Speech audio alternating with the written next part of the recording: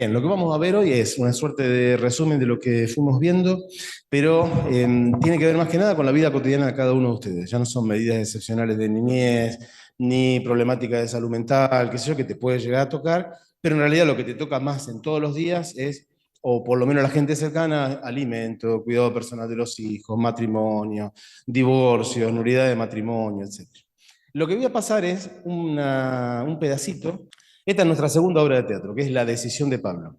En La decisión de Pablo, creo que lo hablamos en su momento, hay un juez de familia que recibe una situación que es un chico en la isla de Rosario, tiene una herida muy grave, que no se dice cuál es la herida, no, pero bueno, el tema está en que hay una gran tormenta sobre el río, lo tienen que traer, no lo pueden traer en helicóptero, pero si no lo operan se muere. ¿Sí? Es una operación, no es una transfusión.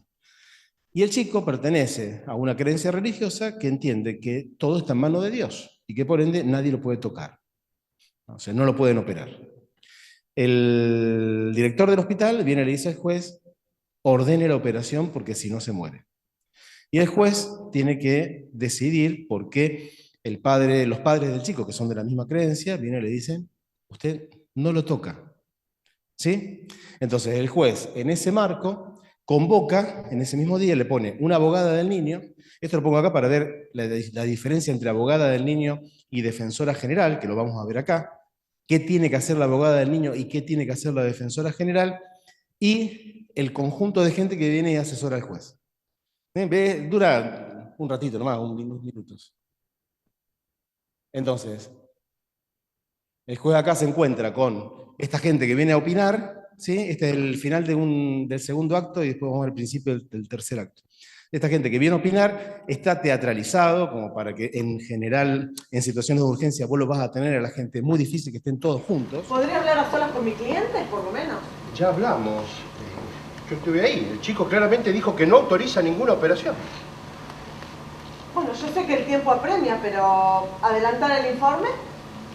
Bueno, sí, por supuesto, por favor. Gracias. Su señoría, Sí. ¿no es posible afirmar que este muchacho se encuentra en pleno uso de sus facultades mentales? Es más, estimo que no. Además, a medida que va pasando el tiempo, se va No complicando la coincido. situación. Dijo sin lugar a dudas que no autoriza y que basa su decisión en su fe religiosa. Así que con lo que escuchamos, con tanta contundencia, ¿por qué vamos a pensar que no está en uso de sus facultades mentales?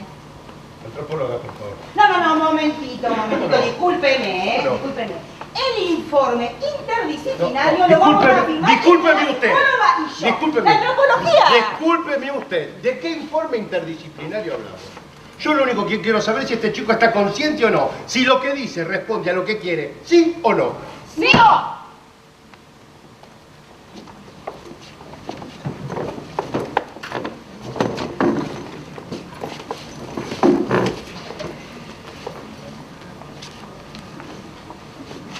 Bien, doctora Medina, ¿qué pretensión formula? Yo no puedo acompañar lo que mi cliente pretende. Hacer eso implica condenarlo a morir. A ver, usted está aquí como abogada de este adolescente. Conozco perfectamente por qué estoy aquí, doctor, pero yo se lo anticipé. Soy católica. Sí, ya ¿Usted lo sé. entiende que si le hacemos caso, los chicos se mueren? Mire, no me quiero exceder en mi rol, pero usted está confundiendo sus convicciones personales con su labor profesional. Tomo nota de su postura, pero por favor, formule su pretensión. Tiene 16 años, su señoría. Casi 17. Exactamente. Adelante. Por mi cliente de 16 años, solicito que se rechace la autorización pedida por el hospital, porque esa es su voluntad y la ley lo considera un adulto, para el Bien. cuidado de su propio cuerpo. Desde ya dejó formulada la nulidad de todo lo actuado, ¿Cómo no? Bien. porque esto no tiene ni pies ni cabeza, su señoría. Gabriela, usted es el abogado y su cliente dijo no. Dijo que no. Sí, escuché perfectamente que dijo que no. Y solamente porque sé cuál es mi función, pido lo que pido. Bien, ok. Deje constancia del planteo de nulidad y sigamos con usted. Su señoría, Sí. lo que hemos tenido de modo alguno puede entenderse como una entrevista. Solo hemos visto dos niños doloridos y asustados en medio de una situación crítica. Además, ni siquiera sabemos en qué estado físico se encuentra, ya que solo hemos contado con el informe del paramédico. Sin embargo, es suficiente para entender lo que dijo. Pablo dijo que no. Usted no, el adolescente. Si a eso le sumamos que sabemos por sus padres que conforme a su religión no acepta ningún tipo de intervención y que se somete a la decisión de Dios. Licenciada, eso no nos dice si está consciente o no está consciente. Psicóloga, mi título es psicóloga. Ah, disculpe, psicóloga. Mire, yo me baso en datos concretos. Y esta criatura está perdiendo sangre. Está en medio de una situación crítica. Y realmente le toca tiempo y espacio. José, ¿qué opina usted de esto? Bueno, determinar si está en uso de sus facultades mentales o no. Es su disciplina. ¿Sabe qué hay de bueno que las cosas cambien y que nos obliga a pensar nuevas jugadas? Yo puedo aportar algo. Creo que no podemos olvidar el sistema de creencias al que pertenecen tanto el muchacho como su hermana y su familia. Están convencidos en que es la voluntad de Dios la que determina su suerte. Y a esa voluntad se someten sin ningún tipo de otra intervención. Ah, pero su sistema de creencias no nos dice si están conscientes o no están conscientes, por Pero favor. se le sirve para darle contenido a lo que han dicho. Bueno, perdón, José, usted afirma que si no hay una intervención quirúrgica inmediata, el riesgo de muerte es alto. Es altamente probable. Su señoría, por favor, con su permiso. Sí. Mis clientes insisten en que su familia predica esta fe religiosa, ¿no? Y que en ejercicio de la responsabilidad parental sobre sus hijos, ostentan el derecho de decidir si se realiza o no una práctica médica sobre ellos, ¿no es cierto? Pero perdón, usted lo escuchó, lo dijo por ese. Pero sí, claro que lo escuché, doctora. Yo voy al médico. Pero en esta audiencia soy el abogado de estas dos personas y vengo a hacer valer sus derechos. Continúo, señor juez. Sí. Que Pablo esté o no consciente realmente no puede alterar lo que él cree, no puede alterar su fe. Y él cree firmemente en lo que para él ordena la Biblia. Acá ni los padres ni los hijos autorizan la intervención quirúrgica. Bien. ¿Defensora? Sí, yo le quiero hacer una pregunta acá a la antropóloga y a la psicóloga, porque yo no sé bien hacia dónde dirigen su mirada. Ustedes me están diciendo que un adolescente está en condiciones de decidir si vive o no vive. Yo entiendo lo del sistema de creencias perfectamente, pero acá está en juego la vida. ¿Qué pasaría si fuera alguno de sus hijos? A ver. Pero es su fe. ¿Puedo contestar? Soy mamá de 2 chicas. Bueno, ya son 2 mujeres. Pero usted antes no había hablado del sistema de creencias. Sí, y lo sostengo. Y entonces... El respeto por el sistema de creencias, pero ¿sabe qué pasa? Esta ciencia que amo me coloca en una situación en la que dejo de ser yo. Me viene la imagen de Abraham elevando la daga para matar a Isaac, su hijo, y nosotros avalándolo con el ruego puesto en que Dios lo salve. Pero a usted se le está preguntando en su condición de Sí, antropóloga. me queda A ver. bastante mal. Nuestro trabajo acá, al menos el mío, es dictaminar si ese adolescente estaba consciente o no cuando dijo que no. Y no estaba consciente. Y sí, estaba consciente y dijo no. Pero lo escuché. No es no. Aunque yo personalmente creo que se está perjudicando. Escuchamos todo, estaba consciente. A ver. ¿Qué tiene que ver que sea o no sea madre? Mis hijas no creen en ninguna divinidad. Puede llamarlas ateas si quiere. Aunque aún son muy pequeñas. No creen en ningún mito ni en ninguna explicación religiosa sobre nuestros orígenes. Pero Pablo sí. Y está diciendo no. ¿Tanto cuesta escuchar el no? No, yo no lo escucho, pero escucho perfectamente todo también. Defensora, yo no tengo por qué cargar con esas culpas. Haga usted lo que entienda que debe hacer y déjeme a mí con mi propia conciencia. Bueno, Yo también podría preguntarle desde qué lugar va a dictaminar usted. perdón. ¿Es usted creyente? Sí, pero te puedo asegurar que yo sé separar muy bien las cosas. Usted no me va a negar que la vida es un bien protegido por nuestra Constitución. Y te ahorro la pregunta, no tengo chico. Claro, lo que pasa es que para usted el derecho a la vida es un valor absoluto, un valor que está por encima de los otros valores. ¿Le diría usted a un mártir del siglo I que reniega su fe para salvar su vida porque la vida es el valor supremo? A ver. Pero usted está confundiendo todo. ¿Cómo se atreve a cuestionar nuestra fe religiosa? ¿Cómo se atreve a hacer esa comparación? Pero no se da cuenta que es lo mismo. Lo mismo, pero por favor, dejá el mártir en su siglo I. Perdón, defensora, bueno, hasta acá llegamos. Defensora, la escuchamos. Señor juez, Bien. como representante complementaria de este adolescente, entiendo que debe autorizarse lo solicitado por el director del hospital y procederse de manera compulsiva la operación. Más allá que tiene 16, casi 17 años, la facultad de decidir como un adulto no puede ser tenida en cuenta, en tanto y en cuanto se encuentra en juego su propia vida. La negativa del papá y de la mamá tampoco, porque atenta contra la vida de su propio hijo. Ese es mi dictamen. Bien, aguarden en el pasillo, por favor. Te felicito, señor. Estoy totalmente de acuerdo. Totalmente de acuerdo. Qué día.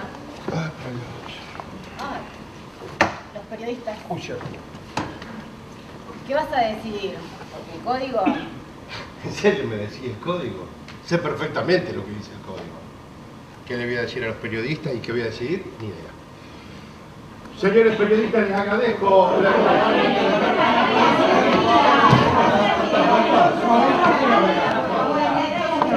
Bien, eso que planteamos ahí, en ese pedacito de la obra de esta obra de teatro, en realidad tiene un montón de cosas. La defensora general, que es la que hace ese dictamen final, ella tiene que dictaminar en defensa de la generalidad de los chicos, y lo hace desde su lugar, no desde el lugar del chico. O sea, ella no tiene por qué seguir lo que el chico dice, desde ningún punto de vista. Y la puse hablando así, como lenguaje escrito. Ella lo va diciendo como si estuviera escribiendo, porque es muy común en el tribunal, que en lo oral hay cierta gente que no logra desprenderse del lenguaje escrito y va hablando como dictaminando en escrito. Faltaría que dijera, señor juez, me dirijo a usted, ¿viste? Entonces lo va construyendo sobre la base de eso. Y la abogada del niño, ella dice, está muy estereotipado, ¿no? Porque es para dar clases, más que nada. Ella dice, yo soy católica, pero pido que no lo toque, porque yo soy la abogada del niño y tengo que hacer lo que el pibe dice. Que el juez se lo dice en algún momento, le dice, che, vos tenés que decidir en función de lo que el chico quiere y no de lo que vos considerás. Y bueno, y ahí queda planteada la situación, y en el cuarto acto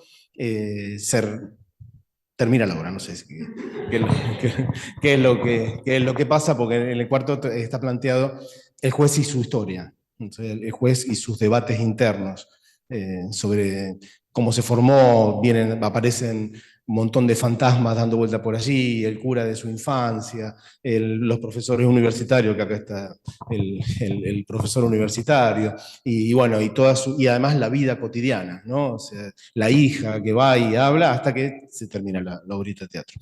Pero bueno, eso que está planteado allí lo traje porque es lo que habíamos hablado el otro día y me parece que gráficamente queda claro.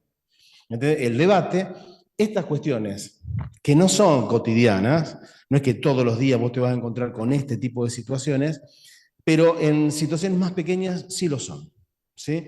El juez y el sistema, más que el juez, está sometido a decisiones que, en este caso, está llevada a un extremo, como para que... Pero el caso de base existió, es una secta en Estados Unidos que no acepta ningún tipo de intervención y la persona termina muriendo, pero tenía 18 años. O sea, lo interesante de acá era ponerlo entre 16 y 18, que es ese bache que vimos la semana pasada, que la ley dice son considerados como si fuera un adulto. Lo dice el Código Civil y Comercial en el artículo 26. O sea, si yo aplico el código como está escrito, puedo interpretar que este chico de 16 años tiene la facultad de decir no me toque. Si tuviera 18 no habría dudas sobre que no lo pueden tocar, excepto que no esté en uso de sus facultades mentales, de entrada, digamos. No sé si no está en uso de sus facultades mentales, lo van a operar, lo más seguro. Pero si lo está, o si hizo una directiva anticipada, no lo pueden tocar. Entre 16 y 18 es interesante porque ese como si fuera un adulto, yo lo puedo interpretar que es un adulto, o lo puedo interpretar que en realidad no es un adulto.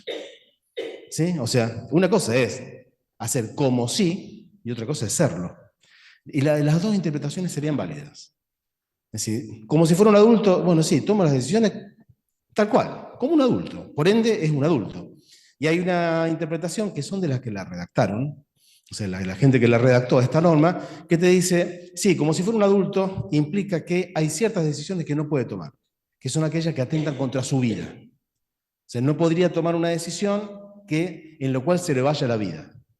¿Sí? Y bueno, pero ahí hay una cuestión interpretativa muy complicada que a la larga o a la corta termina en un juez, y esto sí que no tiene apelabilidad.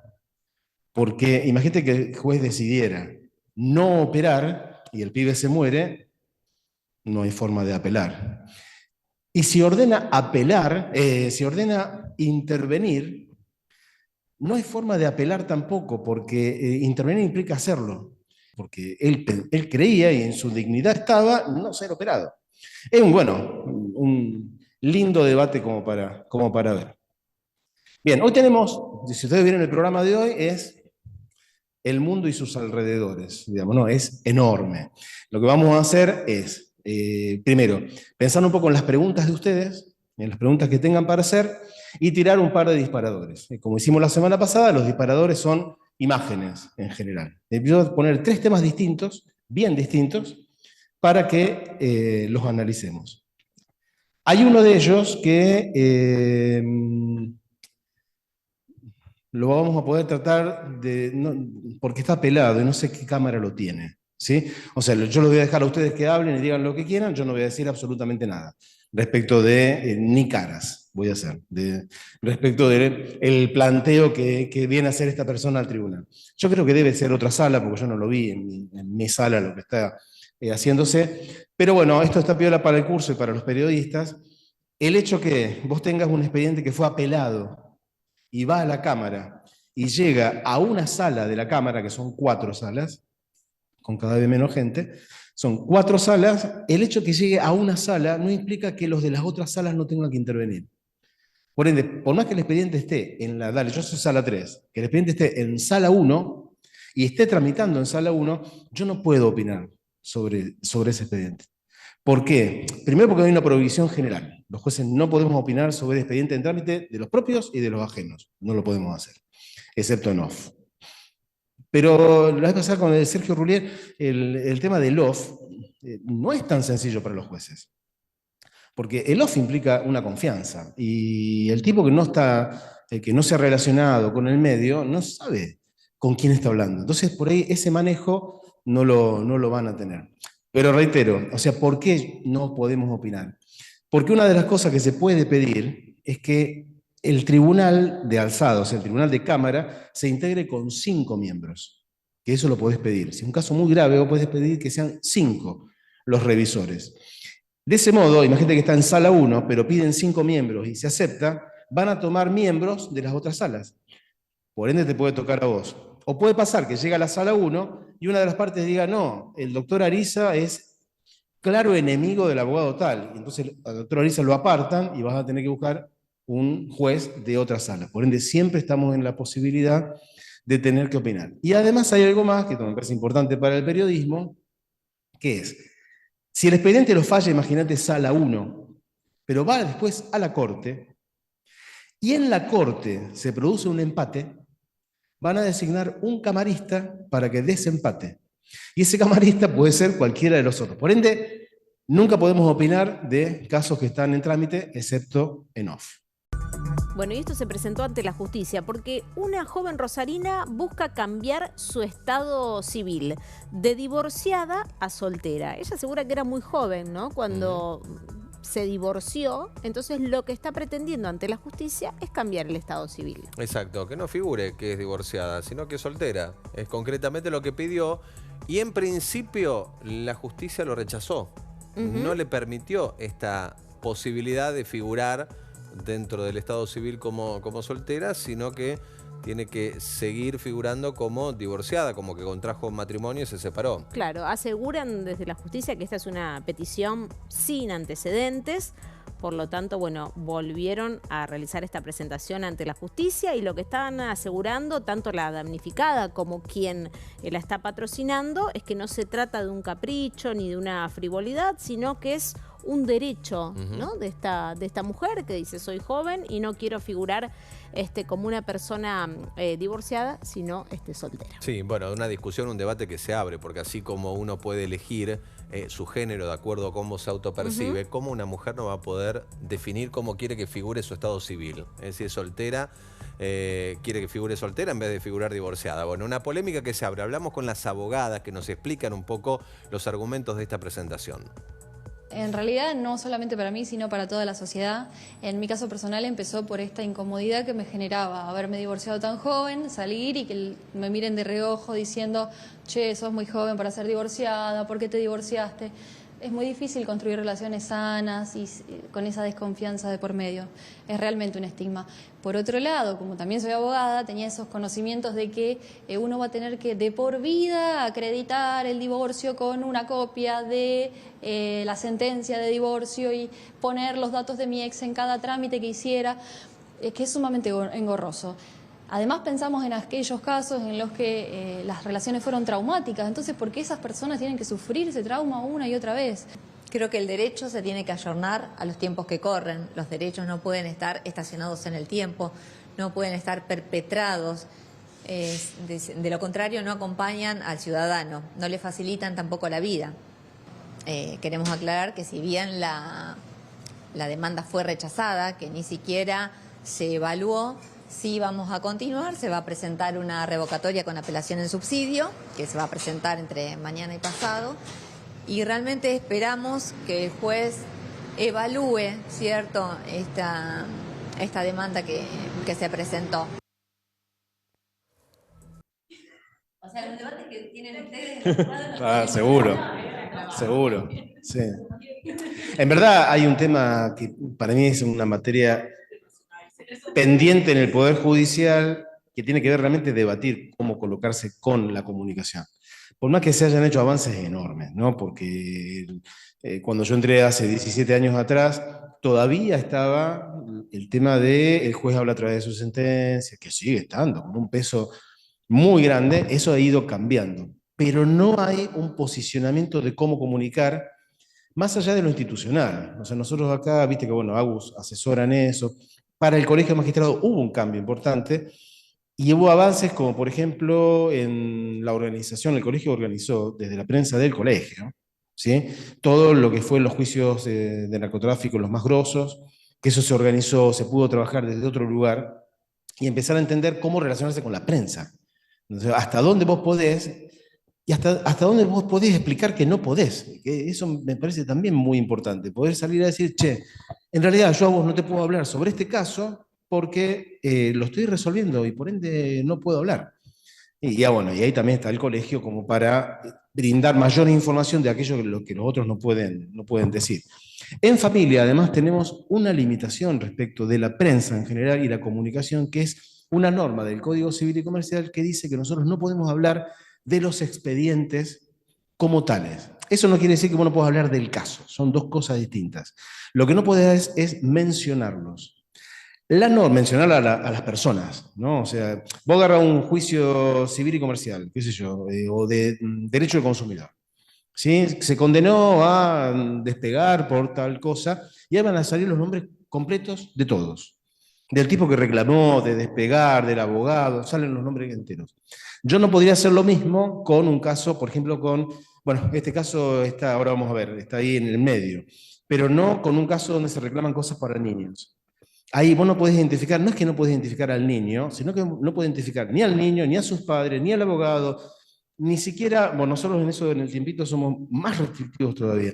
Eliminamos todo lo que tenga que ver con una referencia zonal, excepto que tenga que ver para que vos te ubiques de dónde viene la persona. Entonces por ahí no es lo mismo un chico que está viviendo en el centro de la ciudad que alguien que vive en Pavón Arriba. ¿Pero por qué? Porque es rural, porque tiene distancia. Entonces por ahí dejamos una referencia más o menos que sugiera el lugar, pero sino nada que permita identificar a una persona. Eso sale del Código Civil y Comercial para el lado de adentro, y a su vez para el lado de afuera viene de la Convención de los Derechos del Niño, y eso sí nos rige a todos. No mostrar imágenes, y ante la duda mandarle, ¿cómo se llama? Difuminar, ante la duda difuminar, ante la duda poner para que no se pueda identificar. Y tiene consecuencias jodidas, ¿eh? En algunos casos de adopción hay padres que son muy mostradores de sus hijos, han tenido algunos inconvenientes con familias biológicas que a través de esas imágenes volvieron a contactarse, pero no por el contacto en sí mismo, porque el contacto en sí mismo es un derecho, sino que hay veces que ese contacto se da desde la agresión, y eso sí que es complicado. Es claro, seguro. Sí. Bueno, mira, ahí vamos a una cuestión de vocabulario. Nosotros no hablamos de menores, sino de persona menor. Porque menores sería una característica de su capacidad. Y sí, menor es porque vos tenés una persona que es mayor y una persona que es menor en su capacidad jurídica, no en su capacidad intelectual, en su capacidad jurídica, de lo que puedo o no puedo hacer. Preferimos en todos los casos hablar de niños. Si son niños y adolescentes si son adolescentes. Digamos, no, eso sería. Pero si vos te vas a referir a esa condición, persona menor de edad. Eso. Pero bueno, tenemos los juzgados de menores, sigue estando en la legislación. ¿Qué es lo importante del caso de esta chica? Este caso está entre que no sabes si es familia o es una cuestión personal de ella. Porque está hablando de su estado civil, está hablando de que se casó y que se divorció. En verdad, está bien encarado el tema, lo presenta ante un juez civil y comercial. ¿Por qué ante un juez civil y comercial? Porque en esa parte civil, en Capital Federal están divididos. Tenemos los jueces civiles y los jueces comerciales, por separado. Acá va todo junto porque no somos Capital Federal, como en todo el resto del interior. La parte civil abarca a la persona como tal. Y el estado civil tiene que ver con vos como persona. No es que acá vino a discutir con el ex. Ella no discute con su ex marido para una determinada cosa que sí podría haberlo llevado a familia. En cambio, como está hablando de ella misma y no toca al otro, va al civil y comercial. El juez rechaza, me parece que rechazó, nosotros le decimos in limine. Eso quiere decir que lo presentaste y el juez ¡tum!, te lo rechazó. No dio lugar a otro tipo de cosa. ¡Pac!, te lo rechaza. Y ella ahí presenta lo que dijo ahí, un recurso, que bueno, fíjate que la abogada usa un término técnico en prensa, no tiene ningún sentido, o sea, dice, vamos a presentar un recurso revocatorio con apelación de subsidio, utilizó 4 segundos de un tiempo valiosísimo, parecía una cosa que la gente no le da a entender, no va a saber qué es una revocatoria con apelación en subsidio. Tan solo para quedarse contenta y tranquila respecto de su propia ciencia. Eso no, lo podría haber evitado y hubiera ganado otra cosa. Y después no sé qué pasó, no sé si vos tenés algún dato de a dónde fue a parar o qué resolvió el juez, no tengo la menor idea. Ella está hablando entonces de su propio estado civil sobre cosas que considera que no tiene consecuencias para terceros. Bien. Si ustedes quieren opinar, opinen, hasta ahí. Sí. ¿Sí? Por ejemplo, este caso, a mí lo que me llama la atención es qué consecuencias tiene una persona al estar divorciada. Esto que ella hablaba de los papeles, que cada vez que tiene que hacer un trámite, tiene que ponerlo al ex o tiene que hacer una aclaración de eso, que no sé si es así o no. Sí, o sea, si hay una restricción a su capacidad y le dicen, por ejemplo, usted tiene una enfermedad mental a tal punto que no puede vender, porque no tiene idea de lo que es vender, eso está en la partida de nacimiento. O sea, esa es una restricción que yo tendría que sacar de la partida de nacimiento. Pero imagínate que eso no es así. Yo contrato con él, vos te casaste. Cuando vos te casaste, trazaste una raya. ¿Sí? En general, les pongo aquí un sistema que no es así. Vos trazaste una raya. Todos los bienes que vos tenías hasta acá son tuyos. Y no se le pregunta nada a nadie en principio. Yo voy y vendo y hago lo que quiero con mis bienes, hasta el día que me casé. Todo lo que incorporé después de casarte, y hasta el día que te divorciaste o alguno de los dos murió o se declaró nulo el matrimonio, esos son bienes, en principio, gananciales. Y si son gananciales, firman los dos. De una forma u otra, firman los dos. Vamos a ver cómo firman los dos. ¿Sí? Esto más o menos todo el mundo lo conoce. Más o menos saben cómo es la cosa. Lo que la gente no sabe es que en el momento que te casaste se genera lo que se llama una presunción de ganancialidad. ¿Eso qué quiere decir? Que al momento en que se terminó el matrimonio, todos los bienes se consideran gananciales, excepto que vos pruebes que son propios. O sea, se da vuelta la tortilla, digamos, ¿no? O sea, en principio son todos gananciales y vos tenés que acreditar que aquellos son propios. Por ende, y esto acá no lo tenemos en claro, el casamiento es una transacción comercial. Vos tenés que estar tan en claro de establecer los pactos y las escrituras necesarias como para dejar preconstituido que lo tuyo, que vino hasta ahí, es tuyo, y qué es lo que se incorpora después. Porque después se arman unos despelotes impresionantes, especialmente que tienen bienes, que producen bienes. Si yo tengo un campo que lo compré antes de casarme, ese campo es mío, es personal, eso es mío, es propio. Pero lo que produce ese campo durante el matrimonio es ganancial. Por ende, cuando se divorcia, se anula o se muere, esos frutos que se produjeron antes son gananciales, pero pasan del otro lado. ¿Se entiende? Hay unos lindos líos respecto de eso.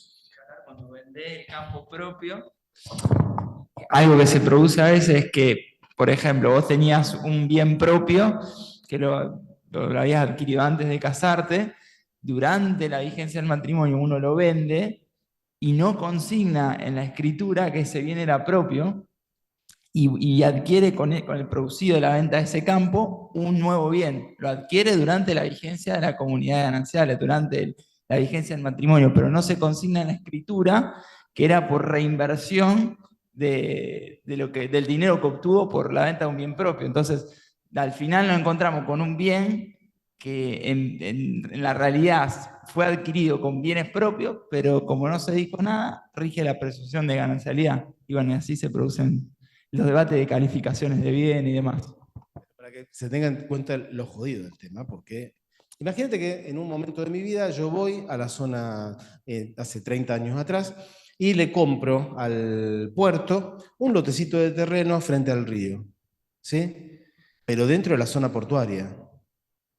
Cuando, bueno, somos más jóvenes, pero cuando estaba todo el paredón, digamos, ¿no? El paredón del ferrocarril, y que sé que vos no llegabas al río. Y el otro día un taxista me preguntaba cómo se bajaba a la bajada de España para comer pescado antes.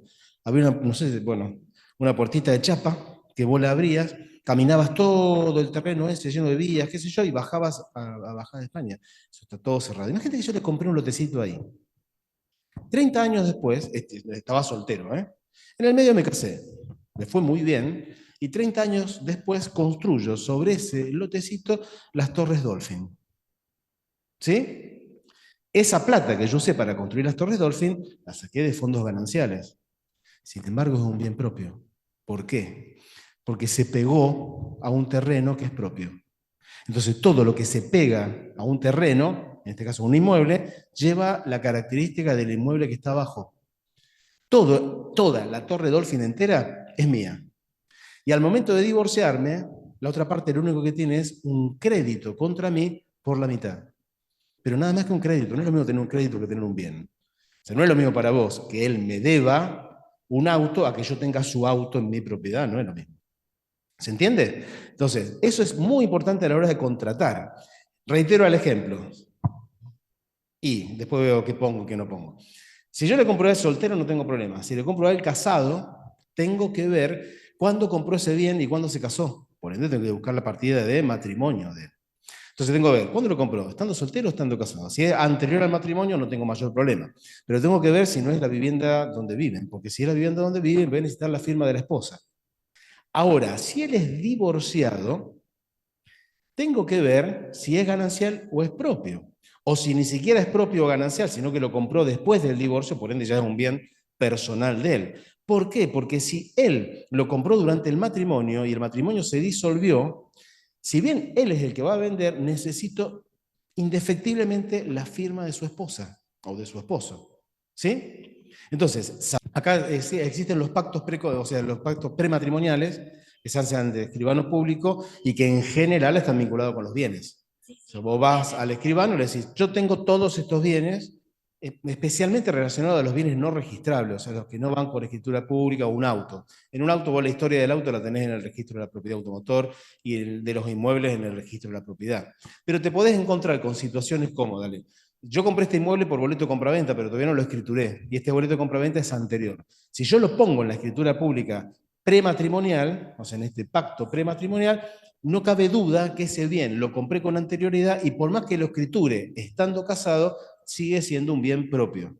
Pero hay un tema, si vos mirás los primeros capítulos de Suits, de la serie de hace 20 años, qué sé yo, una de las especialidades de uno de los protagonistas es la redacción de contratos prematrimoniales. ¿Sí? Y sale carísimo, ¿no? Estados Unidos, de otro mundo, todo lo que es jurídico y acceso al derecho es lo mismo que pasa con la salud, pasa con el acceso al derecho. No, sí. Bueno, termino con esto, y ahí voy con esto. ¿Se entiende? Si ese tipo tenía el boleto de compraventa, el boleto de compraventa no lo tenía sellado, no tenía las firmas certificadas de las personas que estaban ahí, y después lo quiere hacer valer con un bien propio, se puede encontrar con que los que firmaron se murieron. El sellado, o sea, el timbrado fiscal no te genera más que una presunción de la fecha, pero eso también es muy relativo, digamos, ¿no? Se va a quedar sin boleto de compraventa y aquello que él compró con su propio esfuerzo va a pasar a ser ganancial. Y punto aparte, no se discute más, va a venir un juez que te va a decir, yo lo lamento que usted tenga razón, pero los papelitos cantan acá y ese bien es bien ganancial y se terminó lo que se repartía. La parte de bienes es lo que menos se litiga en el tribunal de familia, porque es caro. ¿Entendés? O sea, es bastante caro. Tenés que pagar sellado, etcétera, y te podés encontrar con algún abogado, que esto hay que tenerlo en cuenta, que se usan las evaluaciones fiscales. Las evaluaciones fiscales son bajísimas, pero bueno, los honorarios son altos en general. Pero puedes tener algún loco o alguien que trabaje mal, que en vez de declarar el valor fiscal, declare el valor real. Yo la situación más fea que me tocó vivir con una abogada, inicia un reclamo, un convenio de liquidación de sociedad conyugal y declara que el bien que tenían en común valía $1.000.000. ¿Sí? El juzgado es agente tributario. El que tiene la responsabilidad tributaria es el secretario. El secretario convirtió esos dólares a pesos, sobre ese valor aplicó las tasas y le puso, previo a todo trámite, pague estas tasas carísimas. O sea, la mujer vino a decir que ella nunca pensó que era así y que necesitaba sacar el convenio. Y la respuesta del juzgado es, si usted no paga las tasas, y las tasas son estas, porque usted dijo que vale $1.000.000, esto no... Ella declaró que era $1.000.000. Nunca supe bien, se la hago llorar mal, ¿eh? ¿Viste esa cosa? Voy a decir, ¿qué hago? Pero bueno, la respuesta es esta. No, porque vos lo declaraste. Si vos venís y me decís que lo que tenés puesto vale 25.000 pesos, ¿me lo dijiste vos? Sí, o sea, sos vos. O el abogado te representa y le diste un poder, o lo patrocinás. El patrocinarlo implica que el cliente firma y vos firmás al lado. Pero todo esto también tiene importancia en la sucesión. Primero hay que tener en cuenta una cosa. La esposa o el esposo no son parientes con su esposo. Los parientes son todos los otros, pero ella no es, o él no son parientes entre sí. Y en principio no son herederos, la esposa no hereda al esposo en los bienes gananciales, no en principio, eso es así. En bienes gananciales, la esposa no hereda al esposo o el esposo no hereda al esposo y todas las combinaciones que vos quieras. El esposo al esposo, la esposa al esposo. ¿Sí? Eso es así. ¿Por qué no hereda en la parte de los bienes gananciales? Porque ella tiene el 50% propio, ella es el dueño del 50%. ¿Dónde sí hereda? En los bienes propios del muerto. ¿Está? ¿Y cómo hereda? Si tienen hijos, hereda en cuotas partes iguales. O sea, imagínate que tiene 2 hijos, en los bienes propios ella va con un hijo más. Ahí tiene 3. O sea, se divide por 3. En los bienes gananciales se divide por 2. Primero, que es, ella va por su cuota parte como socia de esa sociedad conyugal. Sociedad conyugal no es más como término, pero me viene bien como idea. Como socia es dueña del 50%. Y en el otro 50% heredan los hijos. Por ende, esos hijos, imagínate en el ejemplo, se van a llevar, si son 2, el 25% cada uno, y el otro 50% se lo lleva la esposa. En cambio, si el bien es propio, se lleva 1/3 cada uno. En el ejemplo que estoy dando. Fíjate vos la importancia de si estás casado o si no estás casado. Y el estar divorciado no te saca de ese lugar. Porque por más que vos quieras, hay que hacer un análisis de qué pasó con esos bienes, se llama estudio de títulos, cómo se fueron dando esos bienes, porque puede haber alguna situación respecto a algún bien que se encaballe en distintos matrimonios. Que vos tengas un matrimonio con uno, que después por reinversión de los frutos de eso se compre un bien cuando ya está casado con otro, se puede armar ahí un lindo lío de bienes. Fíjate vos la importancia de... Si ya estás divorciada, en el caso de una herencia... No hay herencia entre divorciados, no son herederos. Claro. Pero sí puede haber una consecuencia sobre los bienes. Porque cuando imagínate que se muere el ex marido. No, pero estoy hablando, por ejemplo, este caso, en realidad tiene que ver con algo que yo recuerdo de mi infancia, y que no entiendo bien cómo fue. Mi madre es abogada, pero no le voy a preguntar. Mi madre está divorciada del papá de mi hermano mayor, o sea, de su primera pareja. Sin embargo, recuerdo que cuando yo era chica tuve que viajar a Córdoba, donde habita el papá de mi hermano, porque antes de que él perdiera a sus propios padres, la invitó a que por favor se acercara para dejar estipulado que no iba a ser receptora de esa herencia que estaba por recibir él. Lo cual estaba más que claro porque se habían separado hace 20 años, o sea, no había ningún inconveniente, pero sí mi mamá tuvo que viajar y yo viajé con ella, la acompañé para hacer ese trámite. Nunca entendí qué era lo que estaba haciendo, no sé si yo no comprendí bien, pero era algo así, porque mi madre me lo explicó sucintamente. El papá de tu hermano no quiere que yo vaya a reclamarle nada de sus padres, que no los pienso hacer, pero bueno, él quiere que quede esto registrado. Y me acuerdo que fuimos a Córdoba a hacer un trámite así. Me da la sensación, y Marco en todo caso opina vos también, que fue una hiperprecaución muy poco fundada. Para nada fundada. Porque una vez que vos te divorciaste, perdiste lo que se llama vocación hereditaria. No sos más ese heredero sobre los bienes propios, no sobre los gananciales. ¿Sí? Ya no sos más. Ya perdiste esa vocación, el divorcio.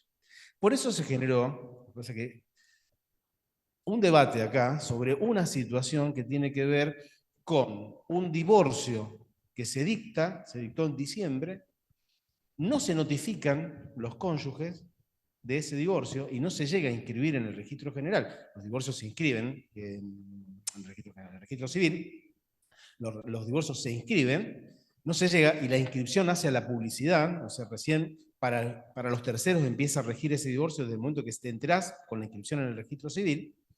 No es que todo el mundo, vos no andás sabiendo qué hace el registro civil, pero con solo pedir una partida vos sabés cómo está la situación. ¿Y qué pasa en el medio? Eso fue en diciembre. En enero el hombre muere, sin haberse notificado de ese divorcio. ¿Está? Entonces se armó todo un lío. ¿Por qué? Porque una parte del lío decía, ella está divorciada, y la otra parte decía, no, yo no estoy divorciada porque todavía no se inscribió. Lo que pasa es que, en realidad, para mí, creo que ya se resolvió. De esta charla no me puede poner nada. En realidad se resolvió también por otra cosa, porque cuando vos estás separado de hecho, y se comprueba la separación de hecho, perdés la vocación hereditaria. Y la demanda de divorcio te prueba, de alguna forma, te lleva al indicio de que están separados. Pero la cosa es así, o sea, el divorcio te deja fuera de la vocación hereditaria. Y en uniones convivenciales, la cosa es totalmente distinta. En esto, Napoleón, gran parte de todo lo que nosotros tenemos como derecho civil, se basa en lo que Napoleón hizo en 1804 en Francia. ¿Sí? Gran parte del derecho civil nuestro tiene que ver con eso. Y Napoleón, imagínate que el tema del concubinato no es nuevo, ni mucho menos, Napoleón decía esto: el que está bajo el paraguas de la ley, está bajo el paraguas de la ley, el que opta por no estarlo, no lo protegerá. El concubino, no existís, no tenés ningún tipo de derecho vinculado con esa familia. Obviamente que de 1804 hasta esta fecha eso fue cambiando. En Argentina empezó a cambiar a mediados del siglo XX, ya tenías situaciones donde se le reconocía a la concubina la posibilidad de una pensión, o el tema de la atención en obra social, etcétera, etcétera, hasta que nos encontramos con el año 2015 con el Código Civil y Comercial, que incorpora las uniones convivenciales al Código. ¿Sí? Hasta antes vos lo tenías reflejado especialmente en lo laboral y en lo previsional, ¿sí? Y en la parte de atención a la salud. Estaba reflejado ahí, como concubinato. Y los jueces empezaron a abrir, los jueces y abogados, empezaron a abrir un camino que es decir, che, si yo me caso, comparto los bienes, si vivo en concubinato, ¿qué pasa? Entonces, al principio se le empezó a decir, usted tiene que probar una sociedad comercial. Se tiene que probar que había una sociedad de hecho entre usted y su concubino por el cual usted adquirió algunos bienes o participó de la adquisición de esos bienes. Acá hay cuestiones de género siempre, ¿eh? O sea, en general vos te vas a encontrar con que el marido tiene todos los bienes a su nombre y la mujer no. Hay una cuestión de género, pero clarísimo, no hay que andar explicando demasiado. Entonces empezó a abrir eso, pero iba a los jueces civiles y comerciales y vos lo tenías que tratar como una sociedad comercial, o sea, con los mismos, flexibilizados, pero con los mismos requisitos. ¿Qué hace el Código Civil y Comercial? Incorpora las uniones convivenciales y te dice, vos podés con tu conviviente hacer un pacto de convivencia. Y ese pacto de convivencia respecto de los bienes, vos podés poner el pacto que se te cante de alguna forma, lo que vos quieras. Hasta podrías llegar a decir, vamos a aplicar lo mismo que tienen los cónyuges en materia de bienes gananciales. Pero es para adentro, ¿eh? Es entre ellos. En el para afuera, o sea, en la relación tuya con el resto del mundo, eso tiene valor en tanto en cuanto ese pacto se inscriba en el registro civil. Para mí, la vuelta de hoja de casate, no jodamos demasiado. O sea, si vas a hacer todo eso, te vas a ir al registro civil, te vas a inscribir la unión convivencial, vas a hacer el pacto de convivencia, que el pacto de convivencia lo tenés que inscribir en el registro civil para que diga lo mismo que tienen los cónyuges, casate y a otro cantar. Pero bueno, acá el tema del concubinato tiene que ver con otras ideas. Por otra parte, es mucho más libre el casado que el que está en unión convivencial, ¿eh? Bueno, y en el matrimonio, para así cierro con esta partecita de matrimonio, tenés una posibilidad ahora que se llama separación de bienes. Separación, sí, de bienes. Sí, vos podés optar. Si vos no decís nada, entrás en el régimen de comunidad de gananciales, que es el que conocemos todo, que explicamos recién. Y si vos optás con una escritura pública por el de separación, lo mío es mío y lo tuyo es tuyo. Pero hay algunas normas que dice el código, hay un núcleo duro, que es la convivencia del hogar familiar, los gastos con los chicos, etcétera, que tienen que solventar los dos. Hay una parte que no es negociable entre... Bueno, podrías ponerte de acuerdo y decir, bueno, nosotros dos somos una unión convivencial, ¿sí? Y tenemos hijos y qué sé yo. Vos no podrías de acuerdo decir, bueno, lo mío es mío, lo tuyo es tuyo, y vos sos el único que se hace cargo de los hijos. Eso la ley lo prohíbe. En todo lo demás, como unión convivencial, lo podés debatir. Ahora, por esto en su momento Ricardo Duto, que se jubiló hace 2 semanas, cuando salió el código dijo, si quieres ser libre, cásate, que fue muy conocida en el ámbito nuestro. ¿Por qué? Porque vos para que haya unión convivencial tenés que convivir, es un hecho. ¿Entendés? El hecho de la convivencia. Si vos dejás de convivir, se terminó la unión convivencial. Se terminó. Por más que no haya, vos no le mandes una carta de documento, le tendrías que mandar una carta de documento o ir al registro civil si lo inscribiste para darlo de baja, pero en realidad si el otro prueba que vos, esa convivencia cesó, se terminó la unión convivencial. En cambio, en el matrimonio, vos te podés casar, pueden vivir en lugares separados y sigue siendo matrimonio. Porque lo que vale es el papelito, no los hechos. Si el papelito, vale, yo estoy casado, hasta tanto no me divorcie, podré probar que estuvimos separados y perder vocación hereditaria, pero no el matrimonio. Se surge una consulta. Porque esto de las uniones convivenciales es como bastante frecuente, o sea, la gente se junta y después ve si se casa o no se casa y demás. En el caso de una separación, quizás el bien, tienen una propiedad o lo que sea, un auto, no sé, un bien. Lo compraron en conjunto, figuran los dos. La unión convivencial se rompe y uno se queda con ese elemento. Supongamos, en una propiedad, no sé, construye incluso más de lo que se... Esa propiedad y esa construcción sería de los dos. Siempre. Porque el bien está compartido y se considera como una cuestión comercial, básicamente. En el tema del auto, si es de los dos, el otro que no se lo quedó puede pedir que se remate. Le den una parte, claro. Y que le den el 50%, tiene un montón de posibilidades. En el tema del inmueble te pasa lo mismo que acá. Imagínate comprar un lote de terreno a nombre de los dos. Se queda en los hechos, con la custodia de eso, uno de los dos, y después de separado, agarra y construye. En el momento que construyó, todo lo que construyó es de la otra parte también. Él va a poder hacer, pero ya es más difícil, hacer una acción en contra del otro para que le indemnice eso que él puso, pero tiene que probarlo, tiene que tener...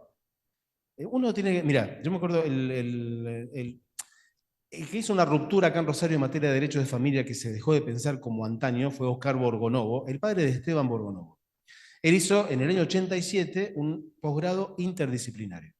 Tipo, una visión enorme, porque trajo antropología, sociología, cosas que antes no se veían, él lo trajo. Él tenía una anécdota, un abogado ya murió en 2006, que en la década del 50, 60, cuando él empezó a ejercer, hizo un divorcio. Antes de los divorcios vos tenías que probar la culpa del otro, un despelote de cosas, ¿no? Y no te separabas en realidad. Y entonces el hombre le dice, bueno, yo quiero el 50%. No, dice, la vajilla, ¿vieron las familias de antes? Era todo de muy buena calidad, ¿no? Dice, la vajilla, los muebles, las mesas, las camas, todo es mío. Dice, llevaban como 40 años casados, gente grande. Dice, todo es mío. Entonces Borgonovo le dice, mire, son todos bienes muebles y por ende los bienes muebles se presume que son del lugar de quien lo tienen, digamos, ¿no? Y el tipo le dice, tengo todas las facturas. Y sacó un librito con todas las facturas. En realidad, si vos sos abogado, ahora me da mucha risa el tema este del divorcio administrativo que están buscando, si vos sos abogado y aconsejás bien, La gente, a ver, la gente va a comprar un Fiat 600 y va a un tipo que le explique y se busca todos los papelitos y qué sé yo, y mira a ver si va a vender, se asesora. Se casa y no habla con nadie, pensando que eso está basado en el amor, pero es realmente psiquiátrico el tema. Vos tenés que ir a un abogado y hacerte asesorar y que el tipo te diga, vos vas a pagar la fiesta, te juntás todos los papelitos. ¿Me entendés? Vos vas a pagar el microondas, qué sé yo, juntate todos los papelitos. ¿Por qué? Porque va a fracasar en algún momento. O sea, la mayor parte de los casos van a terminar con una separación. Esto me acuerdo, Viviana Valenti, la dueña de Let's Go, ella decía, bueno, los padres, sí, somos muy amigos. Entonces ella decía que cuando termina la secundaria y viste que terminaste la secundaria y a lo mejor te reencontraste 5 años después, antes la gente se casaba antes, dice, y había una chica divorciada. Dice, era esa la tónica. Dice, nos volvimos a encontrar tantos años después y dice, la única que estaba casada con el primer marido era yo. Sí, o sea, los términos del intercambio han cambiado y la gente ya no se banca estar toda la vida con otra persona. Por ende, cuando vos te casas, tenés que pensar que existe una gran chance de fracaso de eso. Y como los abogados estamos preparados para pensar en el conflicto y no en la solución. Si vos me venís a ver a mí para comprar un inmueble, yo voy a pensar en todas las situaciones conflictivas que podés llegar a tener y que tenés que evitar. No que las cosas van a salir bien. Las cosas van a salir bien en medio como una cuestión de tarot. Vamos con Schwarstein, que nos haga ahí alguna cosita. ¿Sí? ¿El tema matrimonio? Sí, a mí me quedó la duda respecto del caso porque de lo que planteaba, ¿viste? Lo que planteabas acá, digamos que lo que ella pide, básicamente no, digamos, si alguien de los dos va a hacer contratos de intercambio comercial, implica la cuestión de que son divorciados. Entonces eso quiere decir de que no por nada el primer juez lo rechazó en límine, ¿no? Me quedé como con el caso ese puntual, porque digo, no por nada también, nunca a nadie antes se le había ocurrido esto de cambiar el estado civil. Claro, que respecto de la cuestión psicológica o ética o lo que sea, bueno, a ella le implica algo por los propios prejuicios sociales en donde se mueve ella, pero digo, ¿qué implicancia tiene, digamos, a nivel jurídico? Por otra parte, fíjate que los cambios de género y los cambios de nombre, que antes no se podían hacer, hoy por hoy se pueden hacer, pero hay algo que no cambia jamás, que es el DNI. El DNI no cambia y la filiación no cambia. ¿Me entendés? Entonces, yo puedo cambiar, eres Marco Pedraza, puede decir, mira, a mí me gustaría adicionarme, me gustaría que mi nombre en vez de Marco sea Marcos, entonces le cambiamos el apellido, pero su DNI sigue siendo el mismo, sus padres siguen siendo los mismos. Por ende, yo puedo establecer perfectamente desde lo público y sin necesidad de preguntarle a él quién es Marco Pedraza y quién era el anterior. Pido una partida de matrimonio, en una partida de nacimiento, y me va a figurar que se llamó Marco y que le cambiamos. Lo que está pidiendo además es una nueva partida, porque ahí lo que va a pasar es que, imagínate que el juez le hubiera hecho caso, en la partida de ella va a decir que no es más divorciada, por ende dice que fue divorciada. O sea, no hay forma tendría que generar una nueva partida como se hace con las adopciones. En las adopciones se genera una nueva partida. De modo tal que vos no puedas saber si ese chico es adoptado o no es adoptado. ¿Se entiende? Pero ahí vos no estás, o sea, tiene que ver con la identidad de la persona, pero no está totalmente desprotegido, porque el que sabe leer bien se va a dar cuenta que hay una referencia que permite establecer de dónde viene. ¿Sí? Porque en algún momento de la vida, ese chico que por ahí es un bebé, a los 20 y pico de años va a venir a decir, che, yo quiero saber cuál es mi origen, y el Estado tiene perfectamente trazado de qué es lo que pasó, por más que vos desde lo público no te vayas a enterar. Vos desde lo público no vas a ver si es adoptado o no es adoptado. En lo demás sí tiene que ver. El derecho, en gran parte, lo que hace es regular relaciones comerciales y económicas. Por ejemplo, las personas trans. Yo tengo entendido que figura hoy en día por ley cómo se autoperciben, pero hay un registro entonces de que hubo una reasignación. La persona trans, ahí vos vas a tener dos situaciones. Una es lo social, del trato, cómo se autopercibe con su nuevo nombre, es el trato social, y otra es el hacer el cambio de género. Cuando hace el cambio de género va a tener una nueva partida, ¿sí? Que es esa partida, pero el DNI va a quedar igual. Por El ende, DNI no se modifica. No, no se modifica. Ah, pensé que ¿No? había una ¿Cómo? modificación. El número. Ah, el número, por eso. Cuando yo digo, perdón, cuando yo digo Claro. el DNI es el número. Ah, ahora entendí porque me quedó. El número de DNI no se va a modificar.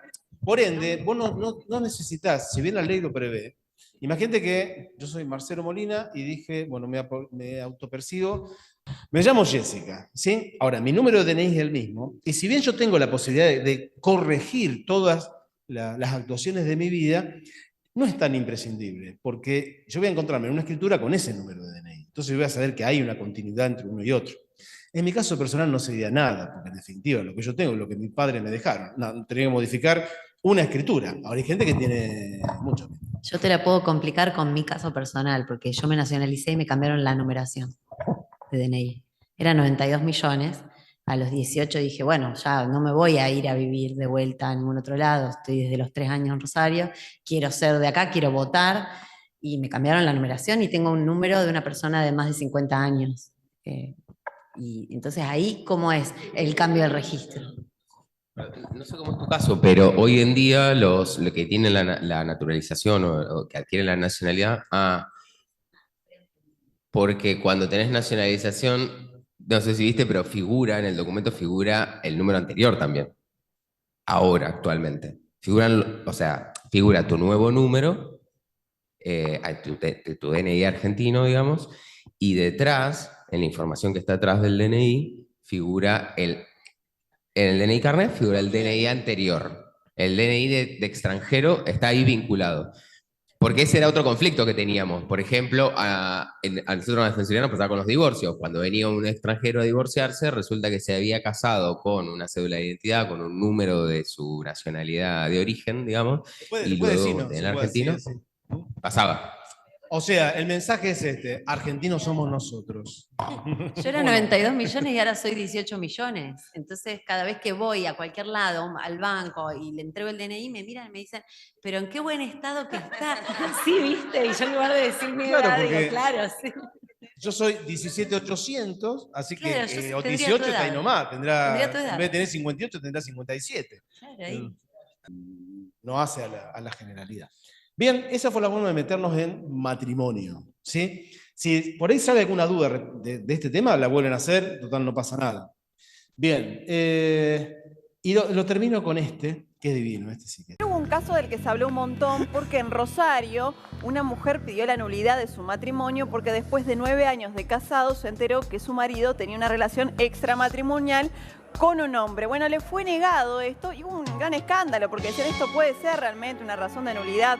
El hombre ya se había declarado gay antes de casarse. Sí, la cosa más o menos así.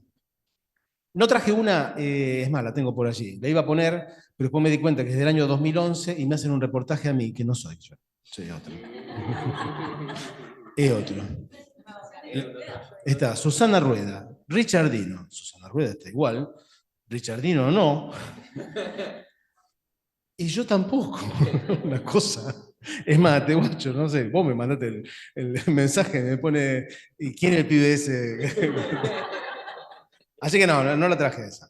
Pero mira, esto estaba buena porque era anterior al Código Civil y Comercial y un muchacho que era periodista, trabajaba en un diario, y la esposa le inicia un juicio de nulidad del matrimonio por impotencia de él. ¿Sí? En ese momento todavía se podía. Si había impotencia del otro, la impotencia sería el no poder tener relaciones sexuales, no poder penetrar en el caso del hombre y no poder ser penetrada en el caso de la mujer. ¿Cómo probaba eso? Ella ofreciendo hacer una pericia con su himen intacto. Esa era la... Nunca concretamos el matrimonio. Y él viene a la defensa de esto y dice, esto no es así, sino que es ella la que tiene un problema psicológico que no le permite la consumación del matrimonio. ¿Viste? Y agarra y presenta un escrito pidiendo que se fije día y hora para que adelante de perito se consume el matrimonio. En la época de los hugonotes, ¿sí? De Francia, reforma, pelea entre catolicismo y protestantes, existía una prueba entre reyes que se llamaba la prueba del Congreso. sea, la prueba del Congreso era para probar no, es decir, que el hombre era impotente, era lo único pensable, digamos, ¿no? O sea, que él era impotente. ¿Cómo se hacía eso? Se contrataba en principio se hacía con la propia mujer, ¿eh? Se ponían 3 médicos forenses y se veía si él podía o no tener relaciones con ella. Después se consideró bastante indigno para él. Y se empezaron a contratar prostitutas. Entonces decían, es potente, y si no, no es potente. En el año 1926, en Argentina, la Corte consideró que él tuviera erecciones con una prostituta no probaba que la tuviera con ella. Por ende, consideraron esa prueba como insuficiente. No nula, no, obviamente no atentatoria de los derechos de la prostituta, no. En el año 26, acá en Argentina. Obviamente que se le rechazó, esto no existe más, el Código Civil y Comercial de 2015 la eliminó, ya no podés alegar impotencia, eso está más que claro, pero sí podés alegar esto, que es lo más común. ¿Sí? Imagínate vos, sos de la comunidad judía y sos ortodoxa. ¿Sí? Pensalo.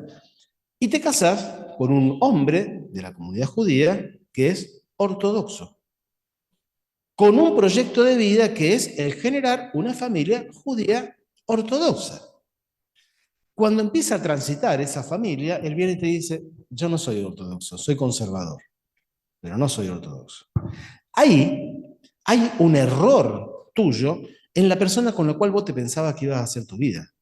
Entonces, en ese caso, lo que está viciado, que es lo que dice este hombre acá, es el consentimiento. Yo di mi consentimiento para casarme con un hombre que pensaba que mi vida iba a caminar por este lado y que mis hijos iban a ser conservadores y que mi hija iba a usar peluca cuando fuera más grande y que qué sé yo, qué sé cuánto, y ahora me encuentro con que eso no va a ser así. Normalmente es al corto lapso. O sea, apenas empieza a andar el matrimonio, no pasan tantos años.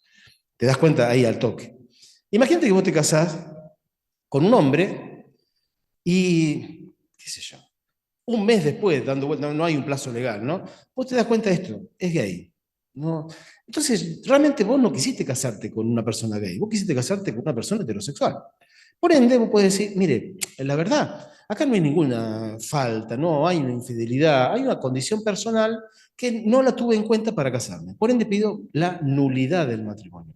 Lo traigo tan solo para esto. Si hay nulidad del matrimonio, el matrimonio no existió nunca, ¿sí? En principio, ¿eh? En principio no existió nunca. Por ende, todo eso viene que compramos, ya tenemos que ver cómo lo repartimos, pero en principio no son gananciales. ¿Por qué? Porque el matrimonio no existió. Técnicamente esto es incorrecto. O sea, la inexistencia del matrimonio sería, por ejemplo, si yo tengo una partida parroquial de matrimonio. ¿Sí? Ese es un matrimonio religioso, pero no existe como matrimonio civil. La nulidad es, ese matrimonio no es válido, por ende no tiene efectos como tal. Pero me puedo encontrar, a ver, un ejemplo bien claro. Me casé, ustedes dos se casaron, ¿sí? Empieza a pasar el tiempo y en algún momento que ha pasado, se dan cuenta que son hermanos, o que son medio hermanos, y que no lo sabían. ¿Sí? Ha pasado, especialmente después de la dictadura, qué sé yo, algunas cosas de estas se registraron. Ese matrimonio es nulo y no se puede ratificar, es nulo de nulidad absoluta. No se pueden casar entre hermanos. Si vos no podés casarte con tu padre. Y te podría pasar, a ver, qué sé yo, Yocasta, no sé, esas cosas. Te podría pasar que vos tenés una relación y te casaste con tu padre. ¿Se entiende? O sea, eso podría llegar a pasar. Acá Duto tuvo un caso que era muy lindo, que era una dispensa para casarse. ¿Por qué? Porque vos no te puedes casar ni con tu padre, ni con tu padrastro, ni con tu madre, ni con tu madrastra. Y esta persona, creo que era más o menos así, en todo caso, hazme acordar, ella, una señora se casa, una mujer no tan grande, se casa con un hombre grande que tenía una hija. ¿Sí? Conviven un tiempo y el tipo, pum, muere. Se murió. Pero estaban casados, por ende ella era la madrastra de esta chica. Se enamoran las dos, ellas, y se quieren casar. Cuando se van a casar, dicen, no, esto hay un impedimento matrimonial, no se puede casar. Se vinieron a Duto y le dijeron, mire, en realidad no hay nada de todo esto, y Duto habilitó el casarse, dispensó ese impedimento y se casó. Si no, hubiera caído como nulidad también ese tipo de situaciones. Existe respecto de eso, sí, una posibilidad que haya uno que sea de mala fe. ¿Sí? Entonces yo sabía tal cosa y me quise casar dolosamente con esa persona, Y bueno, y lo logré y me abusé de la situación de esa persona. En ese caso en particular, vos tenés muchas opciones en los bienes, por ejemplo. Podrías llegar a decir, lo mío es mío y lo tuyo es tuyo porque te conviene, o en realidad una sociedad conyugal porque me conviene, y repartir los bienes como mejor te convenga porque es una especie de castigo al otro, y le podrías iniciar una demanda de daño y perjuicio, ¿sí? Por la cuestión del dolo, ahí dando vuelta. ¿Está? Más o menos cómo funciona el tema de las... claro, dejate, volvés a tu situación anterior. O sea, las nulidades retrotraen, en principio, retrotraen todas las cosas al estado que se encontraban cuando estuvo el vicio que generó la nulidad. El vicio, si me estamos hablando, un vicio en la voluntad. Yo me quise casar con fulano que era tal cosa, y resulta... Ahora, en el caso concreto, llama un poco la atención, porque fue 9 años después de casados, pero eran como 20 y pico años después de la convivencia que habían iniciado. O sea, ella se da cuenta que él era gay porque, que era gay, no sé. Es más, en la falloteca lo vas a encontrar como heterosexualidad flexible. Puede haber un montón de variables, pero el problema está en cómo está planteado el caso y cómo está defendido. Las dos cosas no estuvieron muy bien hechas, y esto sí lo puedo decir porque ya pasó, ya tiene sentencia firme y todo. Ella se da cuenta de la situación porque él le hace una prohibición de acercamiento a una persona, ¿sí?, que lo hostigaba. Y él la hace sobre la base de eso, de que habían tenido una relación sexual con este hombre, que no sé si sería un taxiboy o sería alguien que conoció, no lo sé. Este hombre lo hostigaba y lo hostigaba mucho. Ella se encuentra con eso y dice, pero ¿cómo la manda usted? O sea, él entonces tiene relación con un hombre. Si tiene una relación con un hombre, es homosexual. Punto. Esa es el A más B es C, digamos, una cosa así. Y él viene y dice, no, yo siempre fui heterosexual, soy heterosexual y tuve una relación ocasional que duró unos cuantos meses, la relación ocasional con un hombre, y por ende yo no soy homosexual. Él no quería la nulidad, él quería en todo caso divorciarse, pero no la nulidad. El divorcio es mucho más sencillo, el divorcio ni siquiera se discute. Cuando vimos la semana pasada el monólogo que hace Seba, el de la persona transgénero, que en realidad, yo se lo dije a ustedes, yo cambié el caso real por una cosa más teatral. El caso real es, él le pide la nulidad del matrimonio a este hombre a esta mujer transgénero. Y esa es la hija de putés del tipo. ¿Me entendés? Eso es lo violento de él. ¿Por qué? Porque el divorcio, yo voy, lo pido, no se entera ni magolla. En cambio, la nulidad implica traer a todos los testigos. Todos los que vieron, que se implica colocar al otro en una situación violenta para ganar nada. Para hostigar, nada más que por eso. En una obra de teatro, si vos decís, y me pidió la nulidad del matrimonio, no va. Lo más claro era decir, me está agrediendo, y ahí usé el tema económico, ¿no? No me da un mango para comer, no me da un mango para viajar, no me mira, no me habla, no me toca. Cambia el sentido final de la cosa. Pero ahí también te podrías encontrar a la nulidad. Ella no se entiende por qué pide nulidad. Hay gente que pide nulidad de matrimonio porque dice que, como son católicos, no se pueden divorciar. Y mezclan los niveles, ¿entendés? O sea, sí, está bien, vos sos católico, no te vas a divorciar, vas a tener que ir por nulidad. Bueno, pero eso se ha confundido. Cuando sale la ley de divorcio de Alfonsín, en el año 87, y bueno, teníamos todavía muchos jueces que venían de la dictadura, hubo un montón de jueces que se negaban a firmar sentencias de divorcio. No que se divorciaban ellos, no firmaban la sentencia de divorcio. Sí. Bueno, en ese pedacito que vimos de la decisión de Pablo, usted piensa, cuando ella le dice, la psicóloga, usted piensa que la vida es un valor supremo que está por encima del resto de los valores, es la discusión que se estaba dando, digamos, ¿no? O sea, no es cierto, eso no es así. La vida no es, para el derecho, no es el valor supremo. Porque si no, de ese modo, si yo estoy en mi casa, entra un tipo por el tapial y lo mato porque me está agrediendo como legítima defensa, no lo podría hacer, porque la vida es un valor supremo. Sin embargo, ahí la legislación te dice, vos no vas en cana. ¿Por qué? Porque estaba protegiendo tu vida. Los soldados argentinos que mataron en Malvinas estarían todos presos. Eso no es así. Y el ejemplo más típico de los penalistas, que es hermoso, que es Titanic, es así. Chao, Claudia. Que es el de la tabla. Hay un naufragio, estamos los dos en una tablita, y la tablita aguanta uno de los dos. Yo te pego una piña, te mato y me quedo con la tablita. Listo, ese no va en cana. digamos, ¿no? Que es más o menos Titanic, es más o menos así. Bien, esto está muy lindo y no te lo quiero trivializar, pero si ustedes vieron Los Increíbles, en los dibujitos de hace 20 años, no sé, una cosa así, hay una escena donde, ¿lo conocen? Bueno, Mr. Increíble salva a un tipo que se estaba suicidando. El tipo se tira a un edificio, va a ir Mr. Increíble, lo aparaja así cuando se estaba cayendo, y de ahí pasan, el tipo le hace un juicio a Mr. Increíble, porque lo salvó. O sea, el tipo está todo quebrado, así, qué sé yo, y está condenado Mr. Increíble porque salvó a un tipo que se quería suicidar. En eso, en Argentina, sí, tenemos muchas cosas muy hipócritas dentro de lo que es el sistema jurídico. Yo me acuerdo cuando apenas empezó la ley de salud mental, creo que lo hablamos la semana pasada, un diálogo con el Hospital Alberdi, que tenía una mujer que se quería suicidar, y el diálogo era, ¿se quiere suicidar? Sí, pero está consciente, sí, bueno, déjala ir. Sí, pero se va a suicidar, sí, pero está consciente, sí, déjala ir. Pero se va a suicidar, bueno, internala, si vos consciente. No, dice, pero está consciente, bueno, entonces déjala ir. Bueno, ese debate lo tenemos. O sea, si vos te querés suicidar, igualmente alguien te va a tratar de salvar, la decisión de Pablo. O sea, ¿cuál es su vida si vos le vas a hacer una operación? O dale, en Testigo de Jehová también. Yo, cuando hicimos esta obra, bueno, yo me asesoré con un montón de gente. Una de las que hablé muchísimo es con Evelyn Arach, que es Testigo de Jehová, y dice, che, bueno, a ver, además yo lo tenía muy trabajado porque me tocó intervenir, pero en los demás no. Si el tipo tiene más de 18 años, la corte ya lo tiene dicho, decide no hacerse de transfusión, se muere y se terminó lo que se repite. El debate está en si son niños, y ahora si son niños entre 16 y 18 años. Ahí vamos a tener un debate más que interesante. ¿Sí? Pero bueno, eso lo tenemos. Eso está ahí dando vuelta. Y tiene que ver con las políticas públicas legislativas. El tema del aborto cuajó en el momento oportuno. No sé si un año después esto se hubiera votado. No lo sé. Laura Santillán, de verdad que es un tema de muchísima actualidad y de mucha consulta.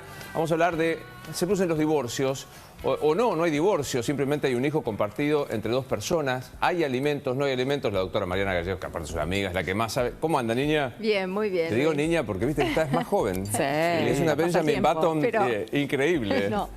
Bueno, empecemos por el principio. Dale. ¿Hay una ley que dice cuánto tengo que pasar de alimentos? Bueno, lo de Luis Novarese lo puse tan solo para introducir el tema alimentos y también cómo, y me la olvidé en mi casa esa, la de el otros días, que me la hiciste notar vos, me parece, que sale el titular y decía, ¿cómo se llamaba la esposa de Fernández?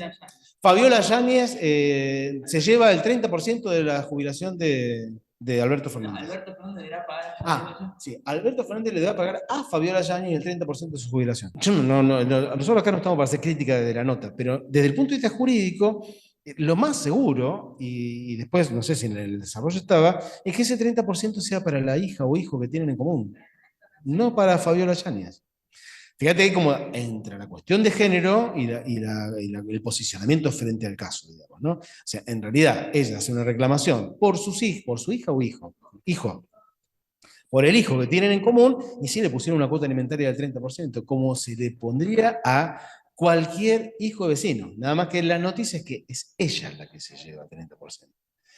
Eso lo vas a encontrar en materia alimentos y cuestiones de género, no para adentro. En el para adentro, la verdad, son todas iguales. Para el Poder Judicial, las cuotas alimentarias, es más, te diría que se trabaja mal por la forma que se trabaja, y no hablo del Poder Judicial, sino del sistema judicial.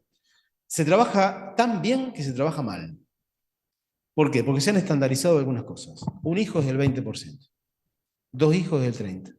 Si tiene sueldo el otro, ¿no?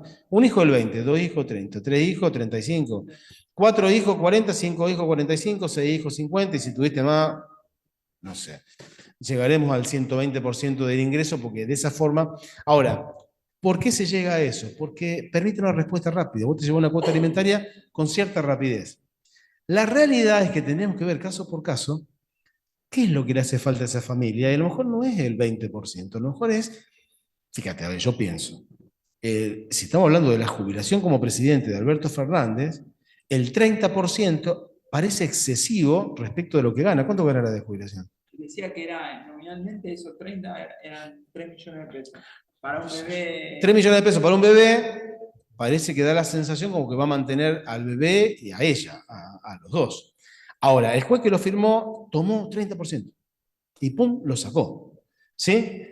Y no está mal, digamos, porque en todo caso que vaya Alberto Fernández y se defienda. Yo hubiera tomado otras precauciones. No es que no le hubiera puesto el 30%, sino que lo hubiera llamado y decir, bueno, es genial. Como yo soy hijo de almacenero, esto lo hice toda mi vida. La libretita, ¿a dónde van a ir a la escuela? Va a la escuela Boneo. Dale, ¿cuánto paga de cuota por mes? Tanto. Y lo saqué, lo voy a llevar a la 72, que está a una cuadra y no pago absolutamente nada. Ah, bueno, genial. ¿Qué actividades hace? Va a inglés. ¿Con quién? Con mi hermana. ¿Y te cobra? No, no me cobra. Entonces vos vas a empezar a establecer en qué se gasta respecto a ese pibe. No tanto para que el otro pague menos, que también podría llegar a ser que la otra parte venga y diga, mire, me está sacando una cantidad de plata que no la aplica en este chico, sino que imagínate que la paga el otro para ver cómo se reinvierte eso. Porque la cuota alimentaria no está pensada para que vos mantenga a toda la familia. Está pensada para que mantenga al chico, digamos, a esa persona que está allí. ¿Se entiende? Generalmente Ahora vamos. No, que generalmente esa cuestión se plantea más en los casos de ingresos altos, ¿me explico? Que la cuota alimentaria no sea un medio de capitalizar a la otra parte o a la familia, sino que realmente se destine para atender la necesidad del beneficiario final, digamos. Cuando los ingresos son muy altos, vos tenés que ver en qué se va a gastar. Normalmente, ¿qué pasa? Esos estándares, que yo te digo que se trabaja bien porque se trabaja mal, están pensados para sueldos más o menos comunes, terrenales. Entonces vos decís, bueno, 20%. Ahora, vos te podés encontrar con situaciones, no hablo de los extraordinarios todavía, ¿no? De situaciones particulares. Entonces viene y te dice, esto es divino, viene y te dice, tengo un hijo con discapacidad. Por ende, vos tenés que suponer que el gasto es mayor. Tampoco es tan cierto, porque si tiene obra social y tiene una discapacidad, le van a atender el 100% de su discapacidad, pero bueno, tenemos que suponer que es mayor. Entonces la respuesta es del sistema judicial, no de los jueces únicamente. Si un hijo es 20, pero si un hijo con discapacidad es 25. ¿Por qué? Porque sí. Pero no salimos a probar, el abogado no lo ofrece. Hay abogados que hacen las demandas de alimentos con la partida de nacimiento, y nada más. Y lo demás que se arregle más o menos para poner, ¿sí? Nosotros tenemos, pasa.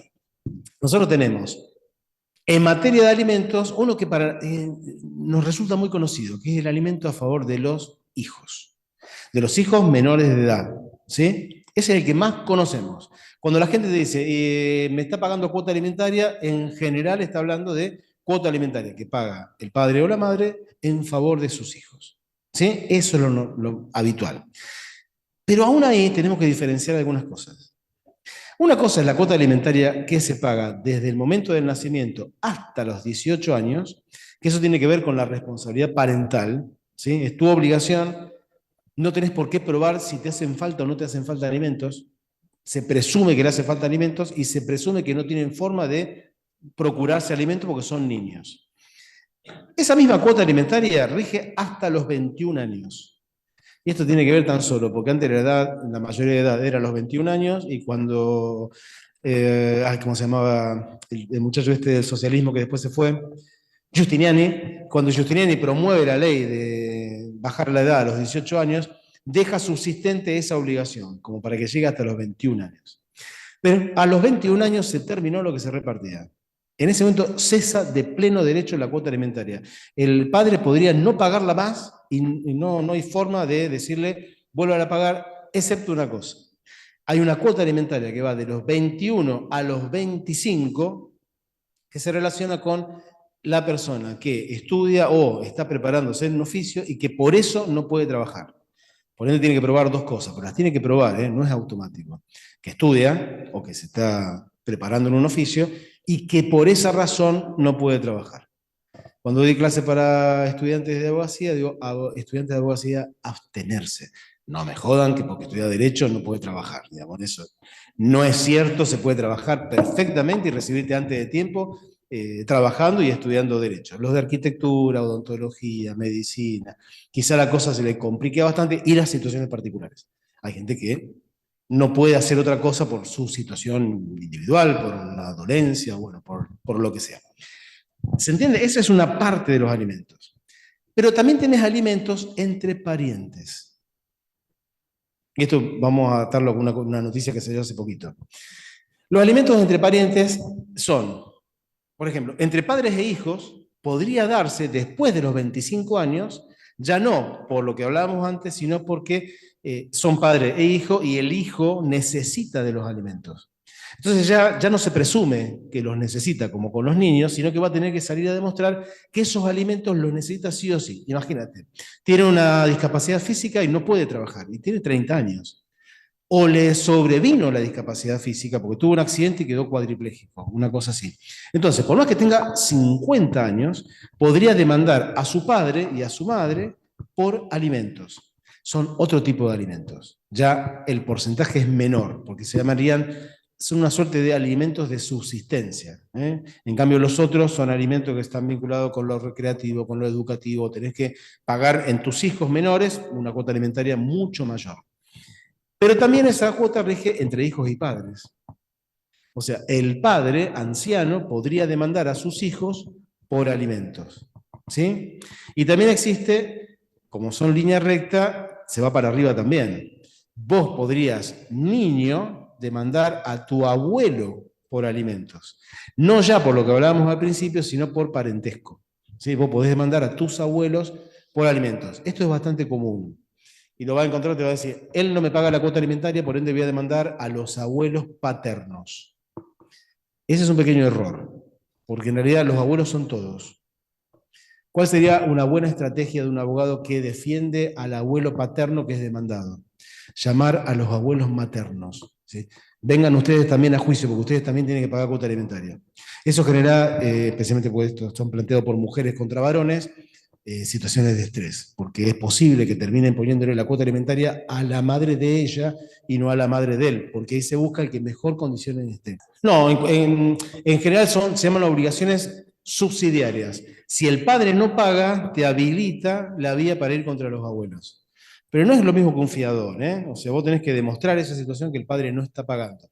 Se empezó a abrir ahora, desde hace una década más o menos, un camino que dice: vos te podés encontrar con esto, y esto yo lo tuve como juez. Él es artesano, ¿sí? Artesano, vive de hacer artesanías. Y el abuelo es el gerente de Cargill. Entonces, la obligación alimentaria pesa sobre él. ¿Sobre qué? Sobre lo que él le ingresa.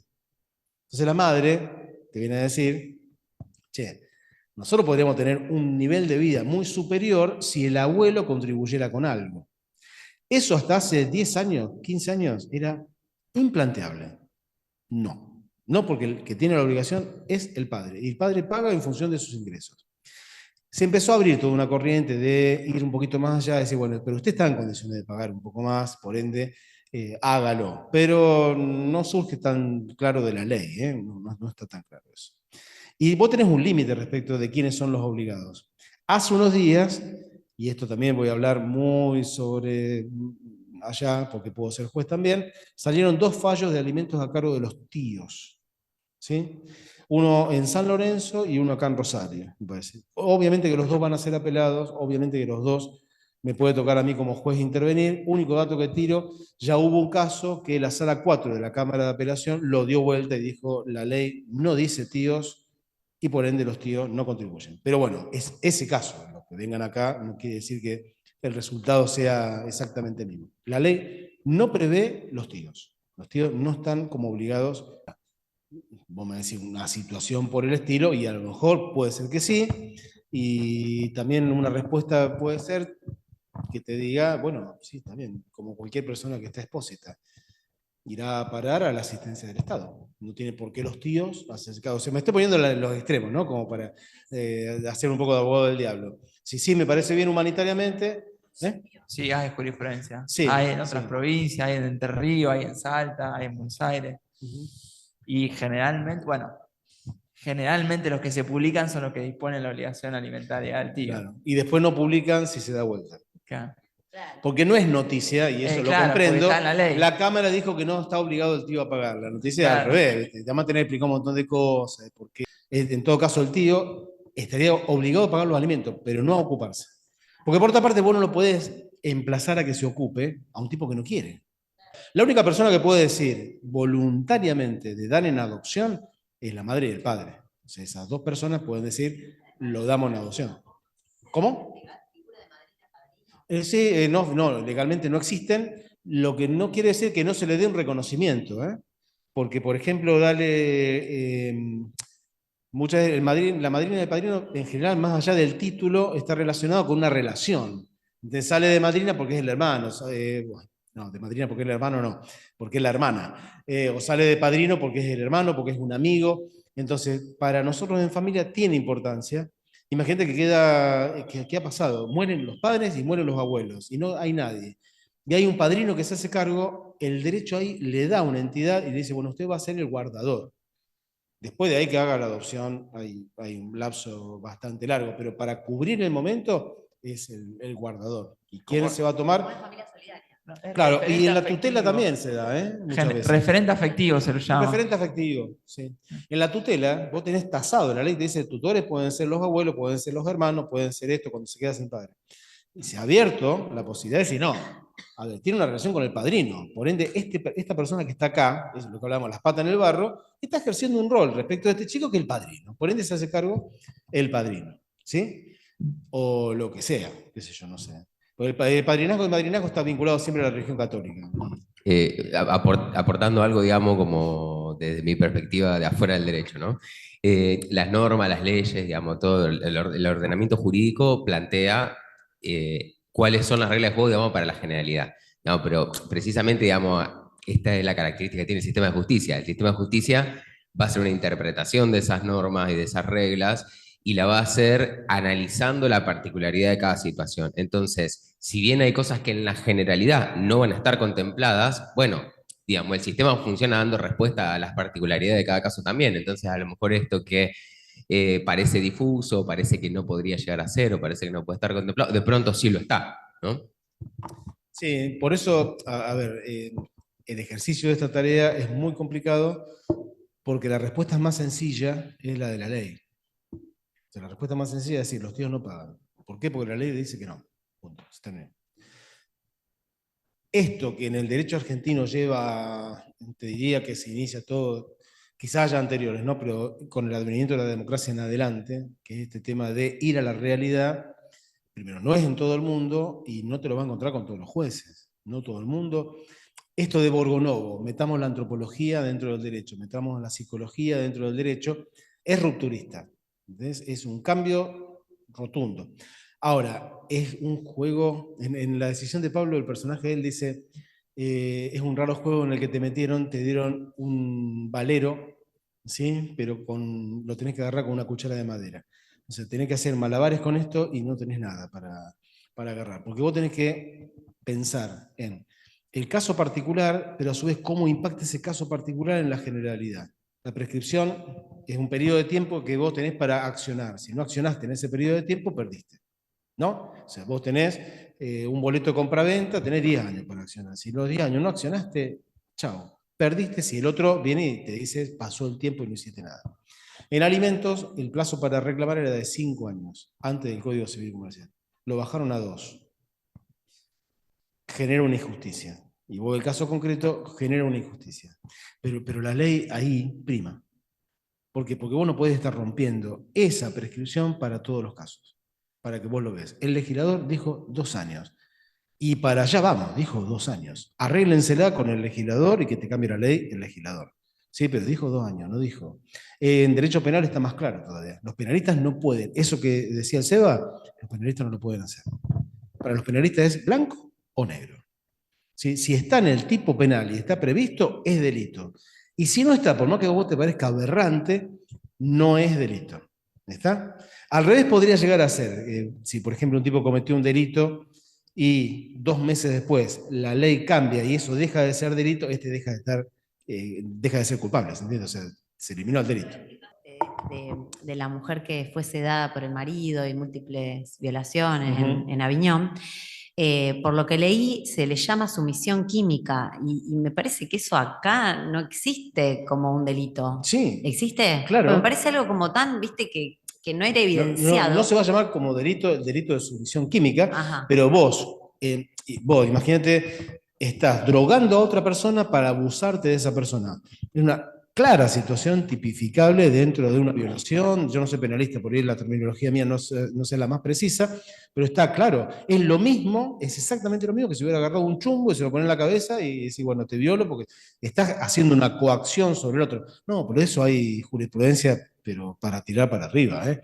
Especialmente en el tema de violación, que es bastante típico, ¿no? En el derecho civil también esto funciona. Imagínate que vos drogás a una persona para que vaya y firme una escritura pública. Si se prueba eso, eso es nulo. Se anula eso que está allí. Amén de la consecuencia penal que pueda tener.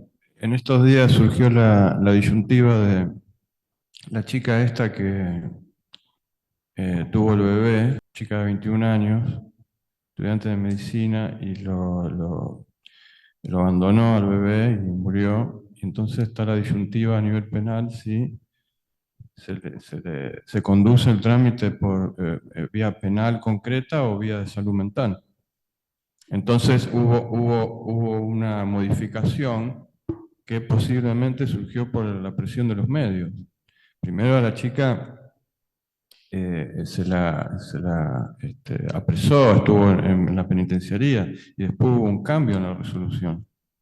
En verdad, a ver, no, yo no estoy en el caso ese, no conozco el pormenor, no me suena que sea por presión de los medios, o sea, es lo normal que se va a hacer. Ante un caso de estado puerperal, no sé si tuvo el tiempo de detención, hasta cuándo es, pero en principio yo lo veo muy como civilista, ¿no? Hay estado puerperal, en el caso dio a luz, por ende, necesariamente hay puerperio, y ahí tendría que haber una duda respecto de qué es lo que pasó. Podría probarse, y no hablo de caso concreto, que lo abandonó adrede. Eso podría ser. Es que ese fue el concepto a nivel penal, y además avalado por las psicoevaluaciones. Y sí, que la chica era consciente de lo que hacía. Si el psiquiatra forense te dice entonces que era es un consciente, homicidio. sí. Un homicidio. Sí, pero después se dio vuelta. Es que va probando cosas. O sea, porque podría haber sido en principio un informe psiquiátrico que dice que era consciente de lo que hacía, y aún así no. Porque en principio no es tanto que sea consciente de lo que hacía. Entonces los informes psiquiátricos son relativos. No, porque en realidad lo Son que está hablando, lo que fluctuantes. yo escuché es que era otra cosa. Yo escuché esto, que ella era consciente de tener en cuenta la criminalidad de su acto. Ese es un punto, es el primer punto, la criminalidad del acto. Es No podés imputable. saber. Por eso, es una cosa es la criminalidad del acto y otra cosa es la posibilidad de imputarle ese acto. A lo mejor después el informe psiquiátrico te dice, sí, genial, era consciente, pero no pudo hacer otra cosa porque estaba en estado puerperia. ¿Se entiende? O sea, una cosa es la posibilidad que vos seas perseguible penalmente porque eras consciente de la criminalidad. Si vos no eras consciente de la criminalidad, paramos ahí. Ni siquiera se puede seguir al paso siguiente. Ahora, si vos sos consciente de la criminalidad, después viene el análisis de la posibilidad de imputación, que son dos cosas distintas.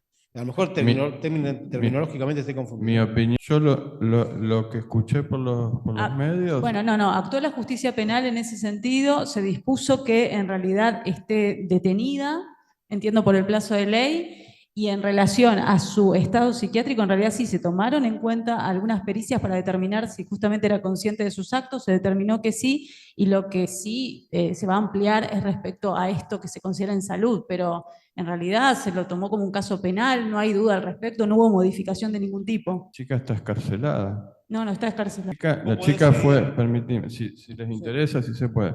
La chica fue escarcelada y está con una detención domiciliaria. Está bien. Pero es lógico eso, porque por otra parte, a lo mejor en el caso de su salud, como pasaría con una persona mayor de 70 años, qué sé yo, no sea conveniente que lo pase en una cárcel, sino que lo pasa en su casa. Ahora, que eso no quiere decir que después no sea condenada y que tenga que ir presa, ¿eh? Son dos cosas distintas. No, a ver, el otro día yo tuvimos que resolver un caso de una exclusión hereditaria de un muchacho que mató a su mujer y a su hija de 5 años, con un tramontina clavándoselo en la cabeza. Entonces lo que se buscaba en la parte civil era excluirlo de la herencia, ¿sí? En la parte penal, él había salido sobreseído. ¿Por qué? Porque no podía comprender la criminalidad del acto, lo que no quiere decir que no haya tenido la intención de matarlo. Para nosotros, desde el punto de vista civil, lo que vale es la intención de matar. La intención la tuvo, por ende quedó afuera de la sucesión. Ese tipo no va a suceder a su hija y a su esposa, que las mató. Pero son instancias distintas. El proceso penal va teniendo instancias que medio como que van precluyendo una tras otra. Entonces, si está en condiciones de saber la criminalidad del acto, el proceso continúa y sigue. Y ahí vamos a la segunda instancia. Estaba en condiciones de saber lo que estaba haciendo, se pudo conducir. Porque, a ver, si yo agarro un arma, ¿sí? Técnicamente los penalistas, disculpen si alguien está escuchando esto, porque técnicamente las palabras a lo mejor no sean exactas. Yo vengo con un arma, ¿sí? Te apunto a vos, te doy un arma y te digo matalo a él. ¿Sí? La criminalidad del acto vos la sabés perfectamente, vos sabés que eso es un delito, lo que vos estás haciendo. Pero no tenés forma de evitarlo porque es tu vida o la de él. Entonces va y lo matás. Yo estoy ejerciendo una coacción sobre ella que sabe la criminalidad del acto, pero va a quedar fuera. En el caso de esa chica no tengo la menor idea de qué habrá pasado con su vida, si estaba en condiciones o no, de saber si era, no solamente que era un acto delictivo, sino que además haya tenido la intención de hacerlo. Ahí son dos cosas distintas. O sea, que sabía la criminalidad, está claro, ¿no? No, él no tenía la conciencia en ese momento porque estaba en un problema de salud mental severo. O sea, es más, estuvo internado en un psiquiátrico durante mucho tiempo. O sea, no fue preso, él fue a un psiquiátrico. Pero se diferencia entre saber la criminalidad del acto, que él en ese momento no lo podía saber, y además tiene que ver también con la continuidad del proceso, etcétera, a que haya tenido no intención de matar a su esposa y a su hija. La intención la tuvo, fue y la mató. O sea, esa es la situación. Y realmente desde el punto de vista sucesorio, hasta como mensaje sería una cosa medio complicada, ¿no? O sea, como mensaje decir, heredo a la persona que maté. Medio raro eso. Igual, bueno, no sé si viene al caso y que se supo más de ese tema puntual, pero apareció asesinado una persona mayor en calle Buenos Aires y Mendoza o San Juan. Y entonces la presunción era, bueno, entró alguien por el balcón a robarle, pero no encontraron nada robado, o sea, nada revuelto. Entonces la sospecha empezó a recaer sobre algún hijo o nieto. Entonces, bueno, en esos casos es muy difícil después, no se sabe qué resolución hay, porque como bien decías, las cuestiones después dejan de ser noticia cuando se resuelven. Pero bueno, llamó la atención, me acuerdo que todo el mundo pensó, uy, pobre hombre, le entró un ladrón y lo terminó matando. Y bueno, después la sospecha recayó en algún familiar. Bueno, si mató a su familia y se vino caminando hasta acá, qué sé yo, hay que ver también en ese caso en particular, y estaba evidentemente en una situación de salud mental complicada, ¿no? O sea, había estado internado en un psiquiátrico, no sé, una serie de cosas, pero reitero, la verdad que es un tema de penalistas, que por ahí yo seguro que estoy siendo hiper impreciso en cómo ellos ven las cosas, ¿no? O sea, cómo está establecido jurídicamente, cómo son los pasos, cómo lo van viendo. Bien, en alimentos está claro. Hay uno que me está faltando, que es alimento de los cónyuges. Entre cónyuges hay cuota alimentaria.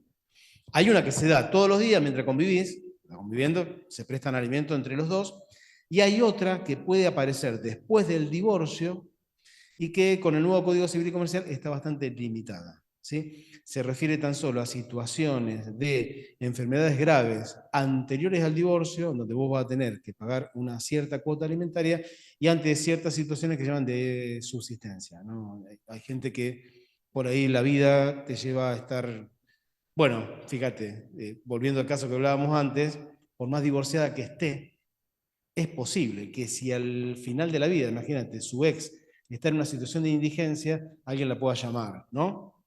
Y decirle, che, vení. Justo para ese caso en particular dice el código que la duración de la cuota alimentaria no puede ser superior al número de años que duró el matrimonio. Supongámonos que estuvieron 10 años casados y esta chica pasaría a figurar en la partida como soltera, pero podría aún así exigirle la cuota alimentaria. Claro, me explico. Entonces, ahí como de algún modo no podemos borrar lo que sucedió en el pasado, ¿no? Y que hay una cuestión de orden público también comprometida ahí en eso. Entonces, bueno, nada, para pensarlo eso. Sí, pero por eso te decía, antes de casarte, asesorate. Son muchas las cantidades de cosas que vos tenés como derivados para estar. Si repasemos el temario, teníamos alimentos, matrimonio, nulidad del matrimonio. Uniones convivenciales, que algo vimos. En uniones convivenciales no hay cuota alimentaria. No sé, los alimentos se prestan durante la convivencia. Terminó la convivencia, no hay nada para reclamar. El reclamo es entre cónyuges. No, los hijos. Pero los hijos es otra cosa, ¿no? No, por eso en unión convivencial entre ellos, los hijos.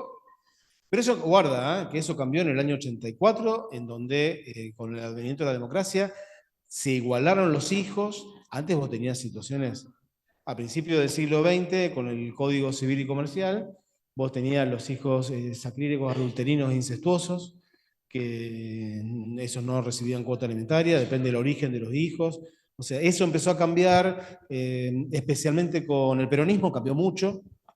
Igualmente seguías teniendo hijos matrimoniales y extramatrimoniales, con consecuencia que a la larga o a la corta eran más o menos las mismas. Y ahora los hijos son todos iguales y no tenés forma de diferenciar ni nada por el estilo.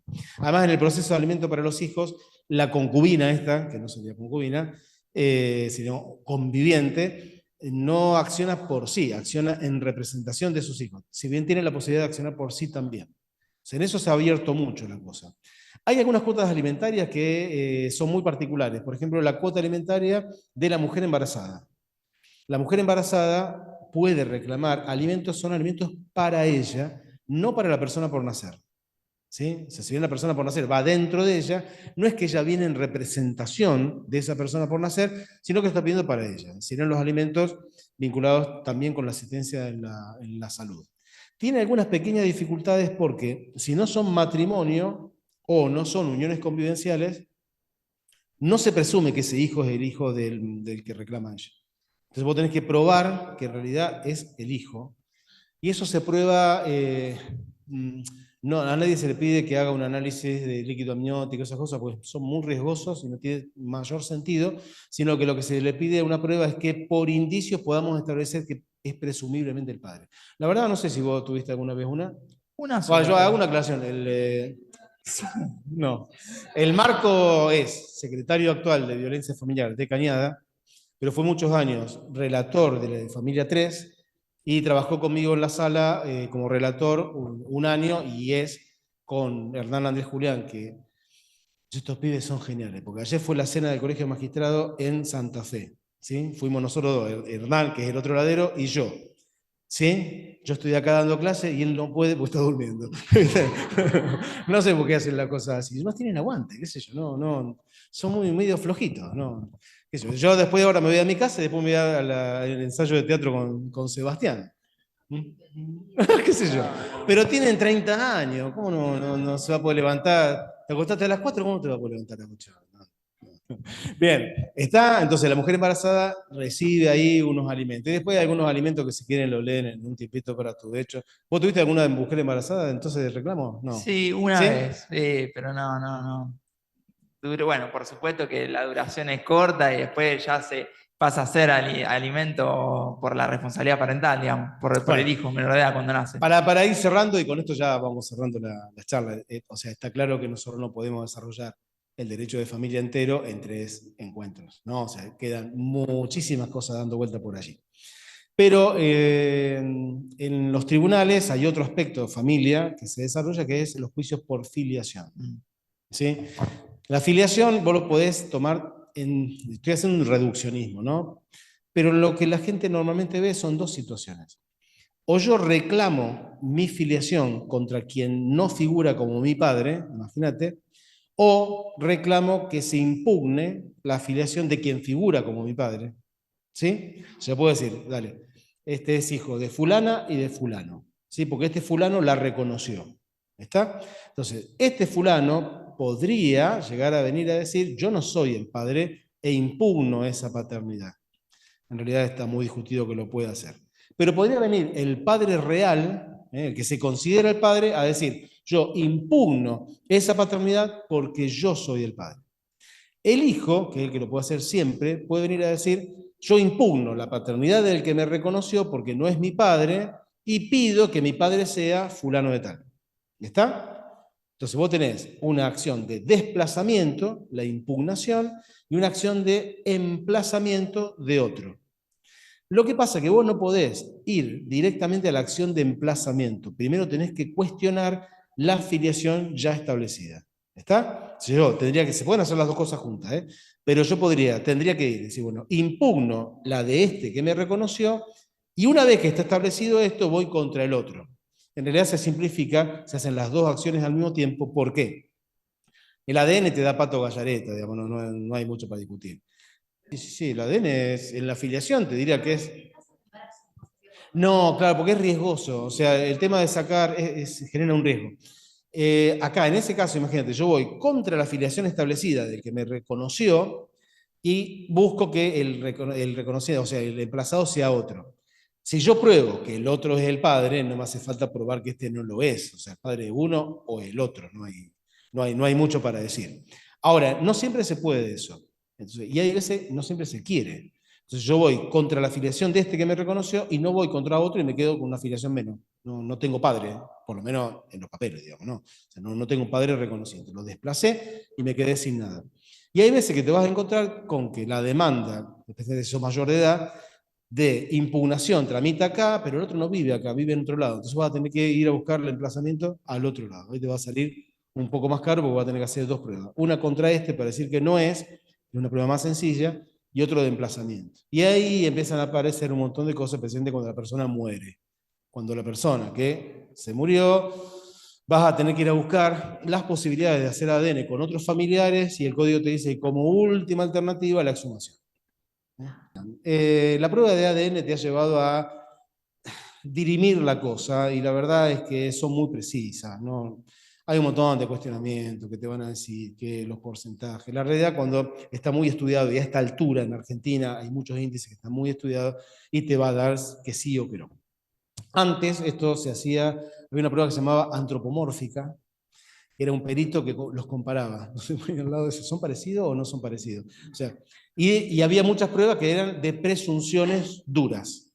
O sea, si es, y ahora esa sigue estando, si están casados, el hijo de la madre es hijo del padre. Y se presume que eso es así. Tenés que destruir esa presunción. Por más que no esté en la partida. Vos te casaste, mira, vos te casaste. En adelante, todos los hijos que nacieron ahí son matrimoniales. Y son hijos del padre esposo. Lo que no quiere decir que no se pueda destruir esa presunción. O sea, vos vas a hacer una prueba de ADN y va a salir que está dando vuelta por allí. Y si nada de todo eso se puede hacer, porque vos no estás obligado a prestarte a la prueba de ADN. Podés negarte. Pasa que eso genera una presunción en tu contra. ¿Sí? Si vos te negás a la prueba de ADN, genera una presunción. Y hay que probar algo más. Así, por ejemplo, iban juntos a un motel, qué sé yo, algo más que te permita probar. Eso genera algunos inconvenientes, y con esto cierro, después les doy lugar a preguntas, y hubo algunas situaciones muy graciosas en el tribunal respecto de este tipo de cosas, ¿no? Como se trata de una cuestión de hechos, todavía es lo que se tramita por juicio oral. Por ende, si no hay prueba de ADN, hay que prestar testimoniales, documentar, y se hace con los 3 jueces de familia juntos, escuchando la audiencia. ¿Sí? Son 3 personas que escuchan la audiencia. Muchas veces no se ofrecen pruebas o las pruebas son bastante insuficientes, pero bueno, especialmente si son niños, el tribunal va a tratar de ir un poco más y va a tratar de que la gente se haga el ADN. Dale que no se logra, y voy a contar 2 casos nada más. Ella decía que él era el padre, y él era un médico de una ciudad bastante reconocida. No tenía nada, el expediente no tenía nada, absolutamente nada, y Ricardo Duto, que es un juez con muchos años en el tema, le pregunta a la señora, dice, no hay nada más que acredite su relación, y ella dice, sí, las cartas. Entonces mira Duto al abogado, porque las cartas son fundamentales, o sea, y como es documental se puede incorporar en cualquier momento.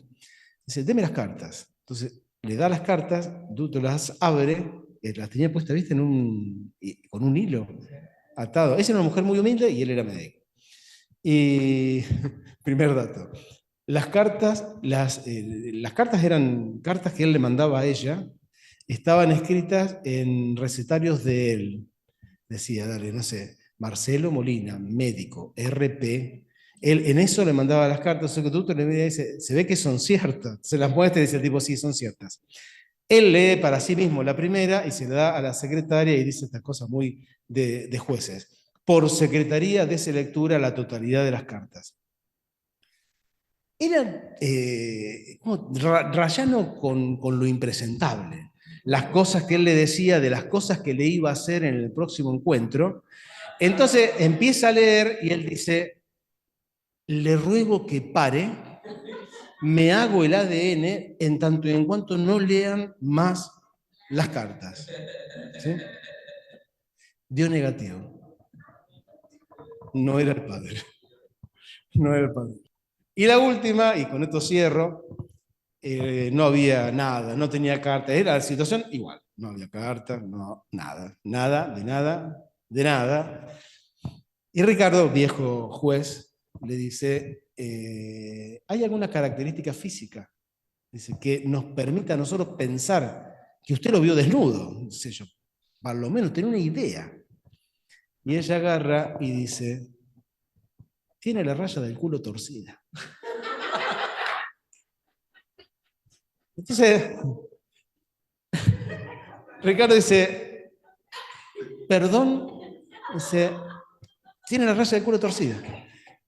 Ricardo, que era el presidente del tribunal en ese momento, le dice al señor, bueno, vamos a ir a la oficina médico forense para que verifiquen si... Y el tipo agarra y dice, esto es la justicia argentina, esto es una joda, y qué sé yo, y qué sé cuánto, y empezó... Dice, yo me niego a hacerme la pericia. Entonces el doctor dice, mire, si usted se niega, hay una presunción en su contra, que era hiper leve, digamos, no iba a prosperar ese caso. Y entonces dice, bueno, se niega, sí, me niego, y el doctor agarra y dice, ¿alguna otra característica? Y ella agarra y dice, la tiene muy grande. Y el tipo agarra y dice, voy al médico forense. La jueza que estaba con nosotros, que es muy bajita, tiró una virome al piso y se mandó abajo a reírse, porque realmente no se podía hacer otra cosa. Perdón, y con esto termino. Informe médico forense. Dice, presenta una leve desviación en la columna, con lo cual la nalga derecha está 1 centímetro más arriba que la nalga izquierda. O sea, tenía torcido el culo. Fue condenado. Fue condenado. No, ese no tenía la más mínima importancia. Terminó siendo condenado porque el tipo, la negativa a prestarse el ADN es muy dura. Entonces la ley dice, vos no te prestás a hacer el ADN, en otros países del mundo vos no te negaste y sos el padre, no se discute más. Acá en Argentina dice, bueno, usted se niega, no, hay que probar algo más, digamos, ¿no? O sea, hay que establecer, porque si no daría lugar también a avivadas que las hay, y hay para tirar, los intentos de avivada hay para tirar para arriba. Pero acá en este caso, habiendo probado eso solo, como él se negó, porque hay gente que es bastante de mal dicho negarse a la prueba. Porque vos le estás negando a un pibe su identidad. No es tan solo eso.